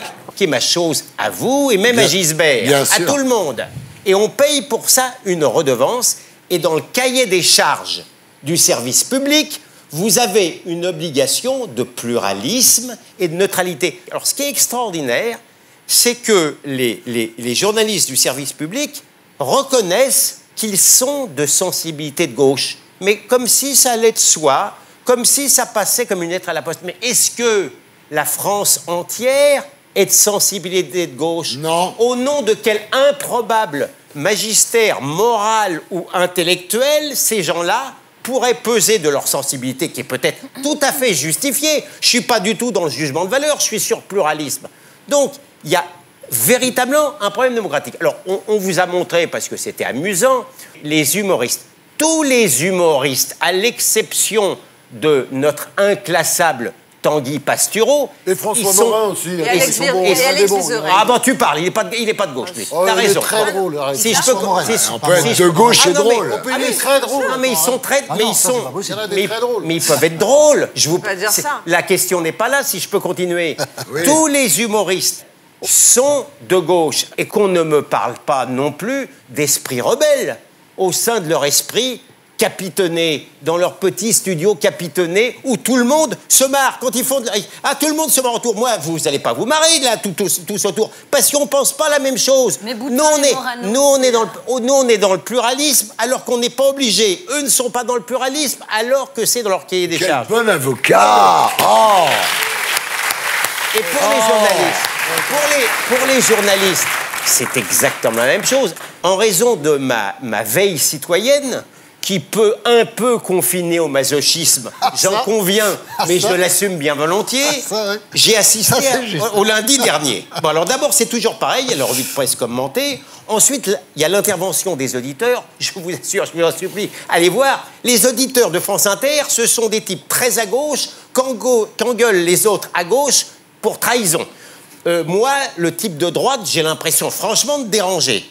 Bien, ce jour-là, il y a eu un attentat en Afghanistan, 50 morts, dont le photographe de l'AFP. C'était un sujet quand même qui intéressait les Français. Eh bien, on a ouvert sur la marche des migrants. José Bové et Monseigneur Gaillot. Bien, avec un long discours. Ensuite, on a eu le droit à Sophia Aram. De quoi elle a parlé, Sophia Aram? Des migrants. Ensuite, on a eu le droit à Alain Badiou, qui est un maoïste. Le dernier maoïste vivant. Et coup de peau, j'avais terminé ma veille médiatique, je suis dans ma bagnole, je suis à 13h, qui c'est l'invité de France Inter? Un migrant. C'est l'organisateur de la marche des migrants. Pour une belle promo, c'est quand même une belle promo. Et ne vous me prenez pas, hein, vous me connaissez suffisamment. Je vous assure que si la situation était inversée, et si le pluralisme était totalement en faveur de la droite, je serais tout aussi énervé. Mais cela étant, moi, je me refuse totalement à l'endoctrinement en douce et je veux me dresser contre le dressage. Voilà. Wow. Alors, Bapti, vous y êtes, vous? Vous êtes sur France Info. Moi, je suis France Info. J'ai travaillé 4 ans à France Inter, c'est une très belle radio. Non, mais sérieusement. Non, mais bon, très belle radio, plein de gens talentueux. Il n'y a aucun pluralisme, vous le savez très bien. Mais non, vous ne pouvez pas dire ça, c'est pas vrai. Ah, dites-moi. Les oreilles sont subjectives aussi. Enfin, on n'en sort jamais de ces histoires-là. Raquel, tu vas dire que c'est très bien. Non, pas du tout. Je suis très inconfortable, moi, avec cette radio, en général, à Radio France. Je ne le reproche pas. On ne peut pas faire le reproche à Jean-Michel Apathy de ne pas venir critiquer Il est corporate, quoi. Nous, on serait interrogés sur ces 8 sur notre chaîne. Non, pardon. De radio, Jean-Michel avait été un tout petit peu plus couillu. Oui, bah, peut-être que nous, si on allait nous interviewer sur C8, sur d'autres chaînes, peut-être qu'on ne le ferait pas. Ça, donc, vrai. ne lui faisons pas à lui. Voilà. Ça, c'est vrai. Mais moi, en tant que... avant l'emploi de Jean-Michel, c'est ce que je veux dire. Moi, je pense que je suis de droite, donc tout va bien. Ni de droite, ni de gauche. Pour moi, ces notions de droite-gauche, ça ne s'applique pas à France Inter. Pour moi, France Inter est du côté du manche, du côté du pouvoir. Non. Ils étaient hollandistes sous Hollande, ils sont macronistes sous Macron. Ils n'étaient pas Sarkozy sous Sarkozy. C'était anti-Hollande du matin au soir. Laisse-moi aller jusqu'au bout. Et ils sont anti-Macron. Je trouve que... Mais ils ne sont pas pro-Mélenchon. Répartition... Leur défaut, c'est ça. Ils ne sont pas pro-Mélenchon. C'est ça leur défaut. Il y a une répartition des rôles qui, pour moi, est très hypocrite. C'est-à-dire, effectivement, on laisse aux rigolos, aux humoristes, le rôle d'avoir un regard critique sur la société, sur les injustices, etc. Mais sur les questions économiques, sur le dur, c'est Dominique Seux, c'est une doxa ultralibérale, comme tu l'entends sur toutes les autres chaînes, absolument. Et ce sont typiquement, c'est l'école de... Il y a 2 catégories, c'est le fascisme ou les autres. Et c'est vraiment ça, c'était les pires pour dire qu'il fallait voter Macron entre les 2 tours. Ils détestent Mélenchon et ils détestent Le Pen. Effectivement, pour eux, tout ça, c'est pareil, ce sont les extrêmes. Ils ne parlent jamais des questions sociales, ils préfèrent toujours parler d'immigration. Ce sont des bobos snobs. Je suis snob. Je suis snob. C'est vraiment le seul défaut que je Jean-Michel Apathy, merci d'avoir été avec nous. Je rappelle le titre de votre livre, La liberté de ma mère, donc auto-édité avec Amazon. Bientôt chez J'ai lu. Bravo. On vous retrouve également tous les matins pour l'interview politique, non pas sur France Inter, mais sur France Info. Voilà, c'était la P2, les derniers du dimanche.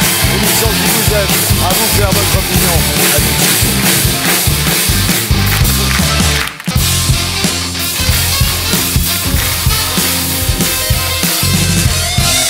Bonsoir les terriens du dimanche. Nous sommes de retour sur Terre dans l'émission qui vous aide à vous faire votre opinion, toujours en compagnie des 7 mercenaires.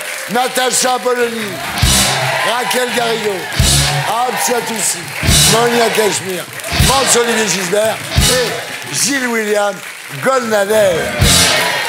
Il est l'heure de changer de disque, on continue en musique. C'est le blind test de l'actu.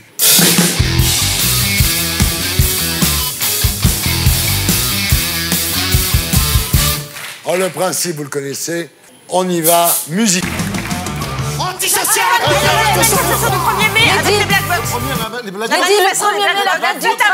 Du 5 mai. Les Black Box qui ont manifesté le 1er mai. Ah non, mais là, attends. Thierry, elle est favorisée, hein.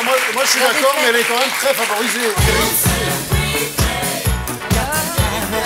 Le replay. Antisocial. Manifestation du 1er mai avec les Black Box. Monia Cachemire. Il y a une injustice. C'est trop pro-arabe. Hein. C'est pro-arabe. Hein. Merci.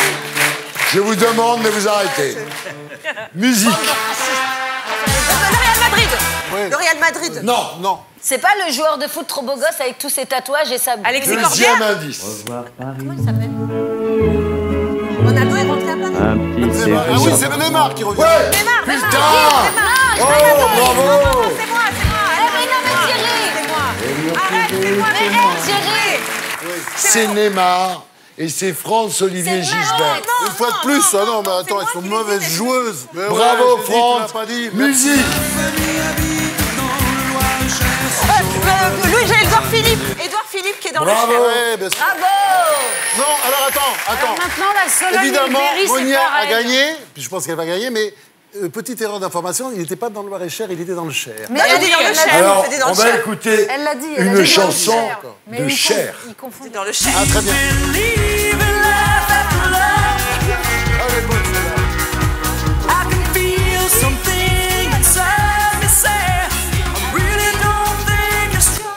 bonne chanson. Signataire de ces événements de la délocalisation de Matignon, 3 jours dans le Oh, ça Cher. y est, nous C'est Evans. Ah bah oui, ils sont tellement bien. Bah oui, c'est une belle boîte, c'est la meilleure. Bah ils l'ont fait élire une une des première meilleures. fois. Ah bah de puis toute c'est pas façon, cher, ouais. hein. C'est un jeu, Raquel. C'est peut-être moins cher maintenant, je ne sais pas. Attention, musique. L'Arménie. Pas l'Arménie. C'est l'élection. C'est les Black Blocs. C'est les Black Blocs, là où je sais pas. La fête à Macron. Oui, c'est pas le La fête plan à Borloo, Macron, des fois, le c'est pas 5 mai. possible. Non. Ah, c'est quoi, c'est à C'est l'étranger un anniversaire, mes amis. hein. C'est la reine de l'Angleterre. Mais qui a 68. Ça, bravo. Ah, bien. Et voilà. Et voilà. Quand même. Le 50e anniversaire de l'occupation de la Sorbonne. Musique. C'est l'OM qui gagne comme d'habitude. Formidable. C'est l'OM. Ouais, mais À jamais les premiers. et Marseille le mérite Oh, tellement. Marseille. Hein. Oui, allez. Oh, ouais, vous êtes avec moi, évidemment, c'est moi. C'est pas vrai, mais je te Marseille, c'est moi, excuse-moi. Je te l'offre. Attention, musique. Les 92 ans de la reine d'Angleterre. C'est l'anniversaire de... Stéphane Simon, le producteur de l'anniversaire. L'anniversaire à Macron, la fête à Macron. Ah oui. Oh putain, 3 fois. Allez, Deuxième sampleur. Comme un soleil. Emmanuel, toujours des belles.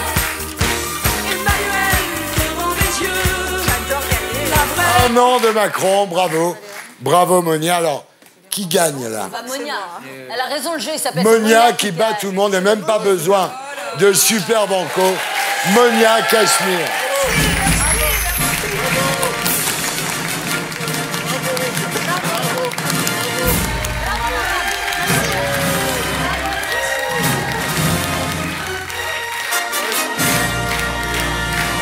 Je dédie ma victoire à la Palestine. Déjà qu'il a perdu.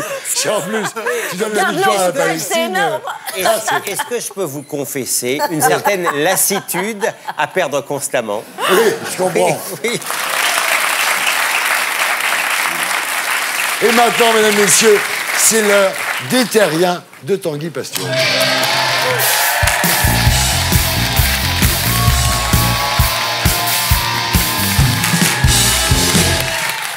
Bonsoir, bonsoir, bonsoir. Bonsoir. Ah bah dis donc. Qu'est-ce qui se passe? Ah, le mois de mai. Le mois de mai, c'est formidable. On travaille un jour, puis il y a un pont, puis on retravaille un quart d'heure, puis il y a un pont. Si ce mois était une personne, ce serait Doc Gynéco.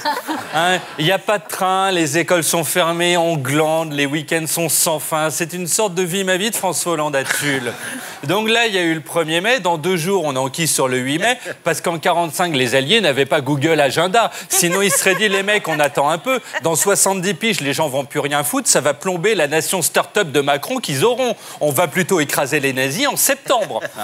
Alors même Macron, justement, qui normalement est remonté comme un lapin du Racel, mais sans les poils roses, ou alors c'est que la soirée de la veille a totalement dégénéré, eh bien, a vécu une semaine molle comme une fesse d'Anne Hidalgo quand elle arrête le Vélib pendant 4 mois. Alors d'abord, il a accueilli à l'Élysée les artisans des métiers de bouche, les descendants de Zaya. Alors il y a eu une tombola. Il a gagné le panier pique-nique. Regardez, il va pouvoir bouffer dans le jardin au milieu des frelons asiatiques et des moustiques tigres et donc rentrer. Brigitte s'est vue présenter un gâteau et autant Bernard-Henri Lévy, grâce à son expérience, ne s'approche pas à moins de 200 mètres d'une tarte, autant elle, là, un éternuement un peu excessif, elle finissait la tête dedans. Elle a aussi eu une pastèque taillée qui ressemblait plus au fessier du géant vert après Pilate qu'à une pastèque taillée. Puis, ils ont reçu des tripiers. Alors, c'est comme des proctologues, sauf que les proctologues laissent tout en place à l'intérieur. Qui sont arrivés avec une tête de veau. Il y a 200 ans, on faisait ça avec des rois, mais on n'en a plus. Donc, ce sont les veaux qui prennent. Les tripiers ont mis dans la pauvre bête du muguet. Alors, c'est un truc à faire si vous n'avez pas de vase. Vous prenez un veau, lui coupez la tête, ça fait vase. En même temps, je ne sais pas s'il ne vaut pas mieux acheter directement un vase. Alors, on voit, regardez, Macron derrière le buffet, au second plan, puisqu'au premier plan, il s'agit du veau, qu'on reconnaît à son teint blafard. On a l'impression de voir Geneviève de Fontenay, après qu'elle s'est tartinée sur la tronche le talc de Théo, son arrière-petit-fils. Alors voici la photo qui fait que pour 2022, Macron a déjà perdu les voix de tous les véganes. Si en plus il pose avec un pied de porc, les musulmans vont le lâcher, il va finir avec un score de merde, qu'on appelle dans le métier score à la Benoît Hamon. Emmanuel et Brigitte ont ensuite posé devant des fraises avec des pics, ce qui est hygiénique, sauf si un fakir indien sans slip s'assied dessus pour le boulot, mais c'est rare. Puis Macron a parlé collé serré, tout près de la bouche d'un tripier. Et là, c'est la loterie. Si l'autre vient de bouffer une fraise, ça va. Si c'est tapé la moitié de la tête de veau, vous êtes mort. À ce moment-là, il a repensé à la semaine dernière avec Trump, où ils étaient si bien, les yeux dans les yeux, la main sur la cuisse. Ce sont les seuls qui arrivent à ça sans avoir besoin ni de Tinder, ni de poppers. Il s'est donc dit, je repars à l'étranger, au moins on s'éclate. Et il a pris son avion, l'Air Bogos One, dans lequel il a téléphoné à Poutine. Écoutez. Oui, merci Vladimir d'avoir accepté cet appel téléphonique. Oui, je voulais te parler, Vladimir, pour faire un point sur notre relation, parce que Donald et moi, c'est du sérieux, mais si t'es prêt à larguer Bachar, il n'est pas aussi jeune que moi, puis il a des gaz. Promis, je lâche tout pour toi, mon loup de Sibérie. Bien sûr. Alors, le voyage a été tellement long qu'à son arrivée, la pilosité de Macron s'était considérablement développée. Les gens ont cru que c'était Catherine Lara qui s'était lancée dans le X.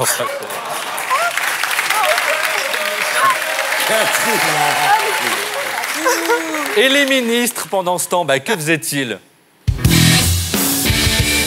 Alors, Stéphane Travert, à l'agriculture, a inauguré le nouvel hippodrome de Longchamp, dont Anne Hidalgo a dévoilé la plaque. Et elle a fait comme pour les Jeux Olympiques, Acteur Studio, #la surprise. Oh, wow, un hippodrome! Je m'attendais à une piscine municipale. Alors ensuite, Travers est allé dans la Manche faire la fête des bulots, qui célèbre chaque année l'activité intellectuelle de Nabila. Il y avait aussi des araignées de mer, qu'on voit ici imiter la ligne 13 du métro parisien, et des gros homards qui faisaient du bondage. Voilà. Christophe Castaner, lui, s'est dessapé chez Hanouna. Mais déception, Sous sa chemise, il portait un maillot de foot. Un Castaner, c'est une sorte de doubichou. Il y a une deuxième couche en dessous.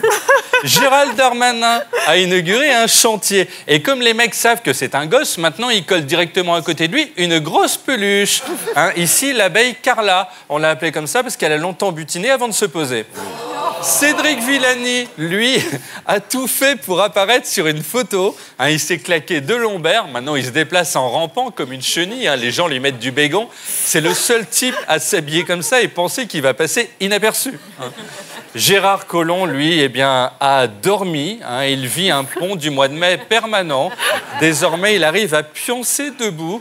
Vous mettez Jean-Marc Ayrault à côté, ça fait 2 tréteaux, une planche par-dessus. Hop, vous pouvez manger dehors. Avec astuce, tout simplement. Avec une tête de veau comme vase et Collomb comme table, vous n'avez plus besoin de meubles. C'est super. Adieu, Ikea. Allez, allons voir à droite. Avec Christian Estrosi, maire de Nice, qui a mangé 2 pizzas aussi grosses que le chapeau de la maire de Fontenay. La différence, c'est que sur la pizza, la viande pas fraîche, elle est au-dessus. Oh non! Il s'est baladé ensuite dans le vieux Nice avec un brin de muguet. Malheureusement, il n'avait pas de tête de veau pour la mettre et il ne connaissait pas assez bien la dame pour le lui foutre dans le nez. Ensuite, il a fait du vélo sur un trimaran. Alors lui, il pratique tous les sports d'un coup. Il avait oublié sa carabine, mais sinon, en plus, il faisait du ball-trap. Alors on a disposé devant lui une photo du président Macron. Ça fait comme l'âne avec la carotte. Il a pédalé pendant 72 heures. Ils ont raccordé le biclou au moteur du bateau. Là, il est au large de Madagascar. Sinon, Valérie Pécresse est allée dans le métro et elle doit être en dépression puisqu'elle ne s'habille plus. Elle sort en robe de chambre, comme DSK à New York naguère, mais au repos. Alors on le voit, elle a chanté du Hubert Félix Thiéphène en pleurant. Les gens lui ont donné des pièces en disant la pauvre, ça doit être une Rome qui s'est fait piquer son accordéon, quoi. Marine Le Pen a fêté Jeanne d'Arc le 1er mai à Nice. C'est important, Jeanne d'Arc. C'est elle qui nous a donné envie d'éclater des Anglais 500 ans avant qu'il y ait la Ligue des Champions. Son père Jean-Marie a, lui, célébré Jeanne d'Arc à Paris. En fait, il y a un Le Pen par statue de Jeanne d'Arc. Jean-Marie avait du muguet dans la poche. Un con avait dû le prendre pour une tête de veau. Il a sorti une gerbe de fleurs immense. Là, s'il était mort, il n'y avait plus qu'à le mettre en dessous. On recouvrait avec Collomb tout raide en train de pioncer à l'horizontale. 4 clous, c'était plié. Terminé. Il va vivre.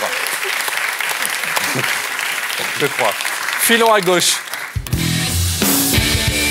Avec Geneviève de Fontenay, la nouvelle star de l'extrême gauche. Elle a d'ailleurs bien connu Louise Michel, qui a appelé la population à descendre dans la rue le 1er mai. Du coup, 150 000 personnes ont manifesté, selon Gérard Collomb, qui a dit ça, puis s'est rendormi. 16 millions selon Gérard Miller, 40 millions selon De Fontenay. Mais elle compte en anciens gens, c'est comme les anciens francs.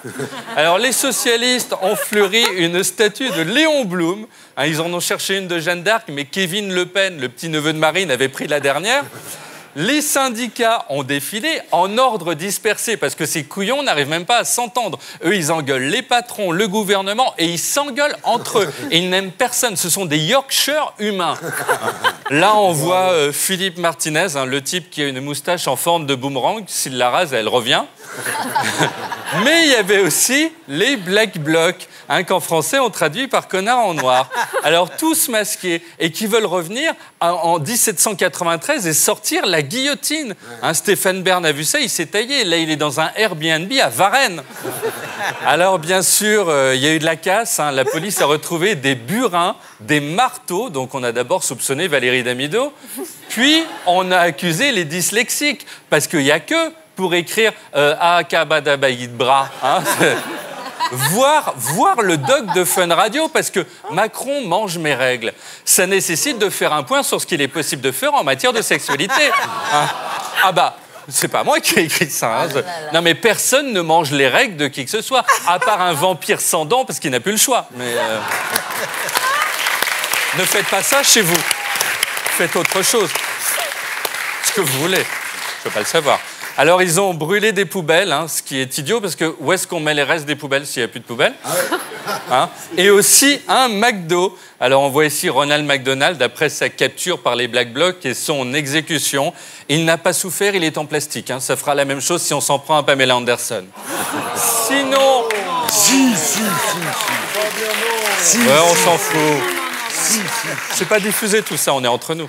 Sinon, sachez-le, le Black Bloc n'est en noir que d'extérieur. Parce que dès qu'il jette une pierre, on voit que sous cette apparence d'anarchiste en toque qui n'a jamais lu Proudhon, se cache un kid timide qui porte les caleçons désiguales que lui achète sa mère, hein, avec des grosses fleurs. Sous les pavés, il n'y a rien, mais sous le Black Bloc, c'est le printemps. Alors, le reste des manifs, en général, est composé de gens plus calmes, hein, donc qu'on ne filme pas. Hein, on a croisé Pierre Laurent, hein, du Parti communiste français, qui se baladait avec Christophe Barbier de retour du Brésil. On a même vu des fillettes manifester. Hein, c'est comme les Kids United, sauf que les chorégraphies sont plus simples. Il suffit juste de lever le poing. Alors, très dangereuse, hein, si elle mord d'un CRS au bras, avec les bagues aux dents, c'est l'équivalent d'une morsure de requin. Hein, l'autre perd sa main. On a vu un drapeau palestinien, classique de la manif de gauche. Le drapeau palestinien, c'est comme le drapeau breton dans les festivals, il y en a toujours un, on ne sait pas pourquoi. Hein, le conflit israélo-palestinien, c'est obsession française. Hein, ce conflit à l'échelle du monde, c'est comme le sexe. Il y a 99% des gens qui en parlent et 1% des gens qui le vivent. Allez, terminons loin de cette violence. Rappelons-nous que la France, c'est aussi Anne Hidalgo qui sniffe du muguet. C'est une junkie, en tout cas selon les critères d'Interflora. Elle en a eu 400 brins. Un niveau porte-bonheur, ça équivaut à marcher dans 1000 étrons de chiens. C'est jouable, il suffit de se déplacer dans sa ville, Paris. Hein. Mais c'est aussi un petit veau qui n'était que douceur et qui finit, comme en 1793, à cause des tripiers, les Black Blocs de la bouffe. Essayez le steak de soja, les mecs. Salut! Oh là là, voilà. C'était Tanguy Pastureau. On retrouve ici la semaine prochaine. Et d'ici là, sur mycanal.fr.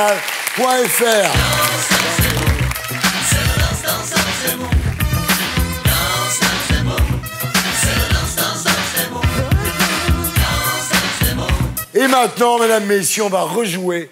La dernière fois, c'est Natacha Polony qui a gagné. Qui remportera l'ours rouge cette semaine? Qui sera le Winnie de l'ourson? C'est le winner de l'actu.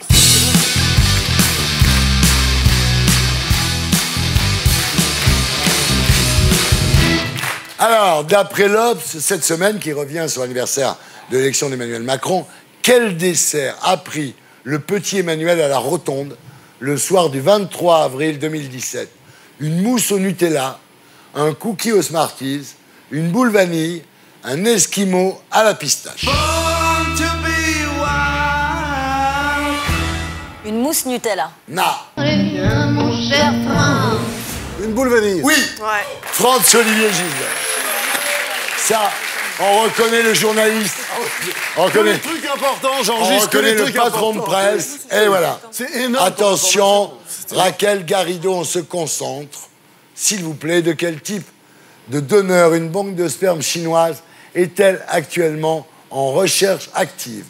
Haute qualité idéologique, quotient intellectuel supérieur à 160, haute résistance aux maladies virales ou sexe supérieur à 21 cm. Jamais content. Haute qualité idéologique. Mais c'est ça, mais c'est exactement ça. Attends, comment t'as réussi? Comment t'as?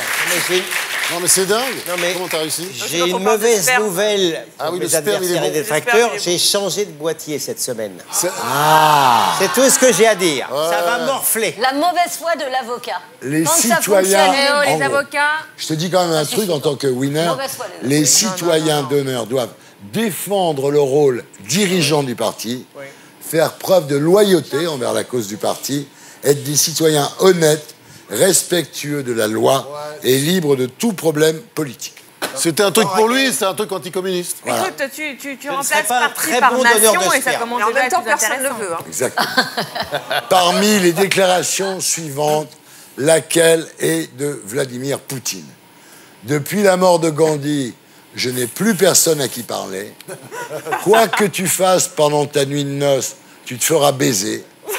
plus je connais les gens, plus j'aime les chiens. Merde. Je sais, évidemment. Quoi que tu fasses pendant ta nuit de noces, tu te feras baiser. Oh non, merde, c'est moi, là. Je la connais, en plus. chiens. Ah, merde. Mais c'est Booba qui a dit ça. Ah, j'étais sûr que c'était les chiens. Il a dit les chiens. Non, dit. Toutes. Non mais regarde ce qu'il a dit quand même. Quoi que tu fasses pendant ta nuit de noces, tu te feras baiser. Ou... C'est quand même fou, non? Qu'a fait une étudiante californienne pour obtenir 85 000 $ en 24 heures? Elle a fait un striptease de folie à un sugar daddy richissime. Elle a remporté un concours de t-shirt mouillé. Elle a vendu un rein. Elle a simulé son enlèvement pour demander une rançon à ses parents. Elle a simulé son enlèvement pour demander une rançon à ses parents. Bravo, François-Olivier Gilbert. Les parents ont envoyé l'argent, mais la police a retrouvé la fille dans un motel et finalement, elle a été... Moi, je préviens mes enfants. Vous Ouais, savez qu'il y a moi, rien, moi. N'essayez même pas les filles. Vous savez qu'il y a un héritier Mais personne n'essaiera, on sait que vous êtes à la France Insoumise. En plus, on est faux chemin. Il n'y a pas d'argent. T'as raison. Crois-moi, ça sent le gros pognon. Moi, je te le dis. Qui a déclaré dans Nice Matin: on prend trop souvent notre nationalité pour le RSA, pas parce qu'on aime Victor Hugo. Gilbert Collard, Laurent Wauquiez, Marion Maréchal Le Pen ou le directeur de la collection La Pléiade. Ah non, t'appuies, tu sais pas. Ouais. Non, mais je suis pas tellement d'accord. Non, attends, arrête-toi. La réponse doit fuser. T'as pas... C'est tout. Attention, pourquoi ce macaque était-il au cœur de l'actu cette semaine? Parce qu'il a été envoyé sur Mars, parce qu'il a sauvé la vie de son propriétaire en appelant les secours, parce qu'il a perdu son procès pour ses droits d'auteur concernant un selfie, ou parce qu'il a craché sur le président chinois Xi Jinping. Jamais content. Mazel tov. Je pense qu'il s'agit de son procès pour ses droits d'auteur. Mais tout à fait. Ah ouais. En fait, ce macaque qui s'appelait Naruto s'est pris un selfie. Le cliché a fait le tour de la planète. Et l'association de défense des animaux, donc PETA, a saisi la justice afin qu'il touche des droits d'auteur. Je gagerais qu'il a été mal défendu. Mais la justice a tranché et c'est non. Bah oui. Fogg a gagné.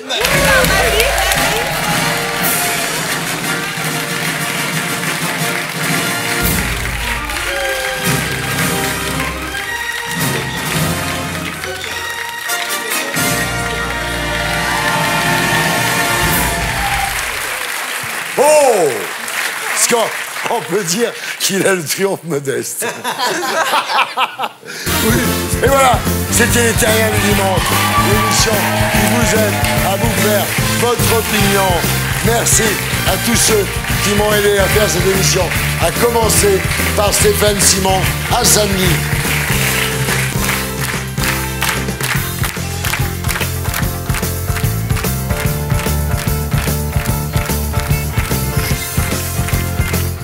Et pour être sûr de ne rien rater de Inarditube, abonnez-vous et mettez un pouce bleu.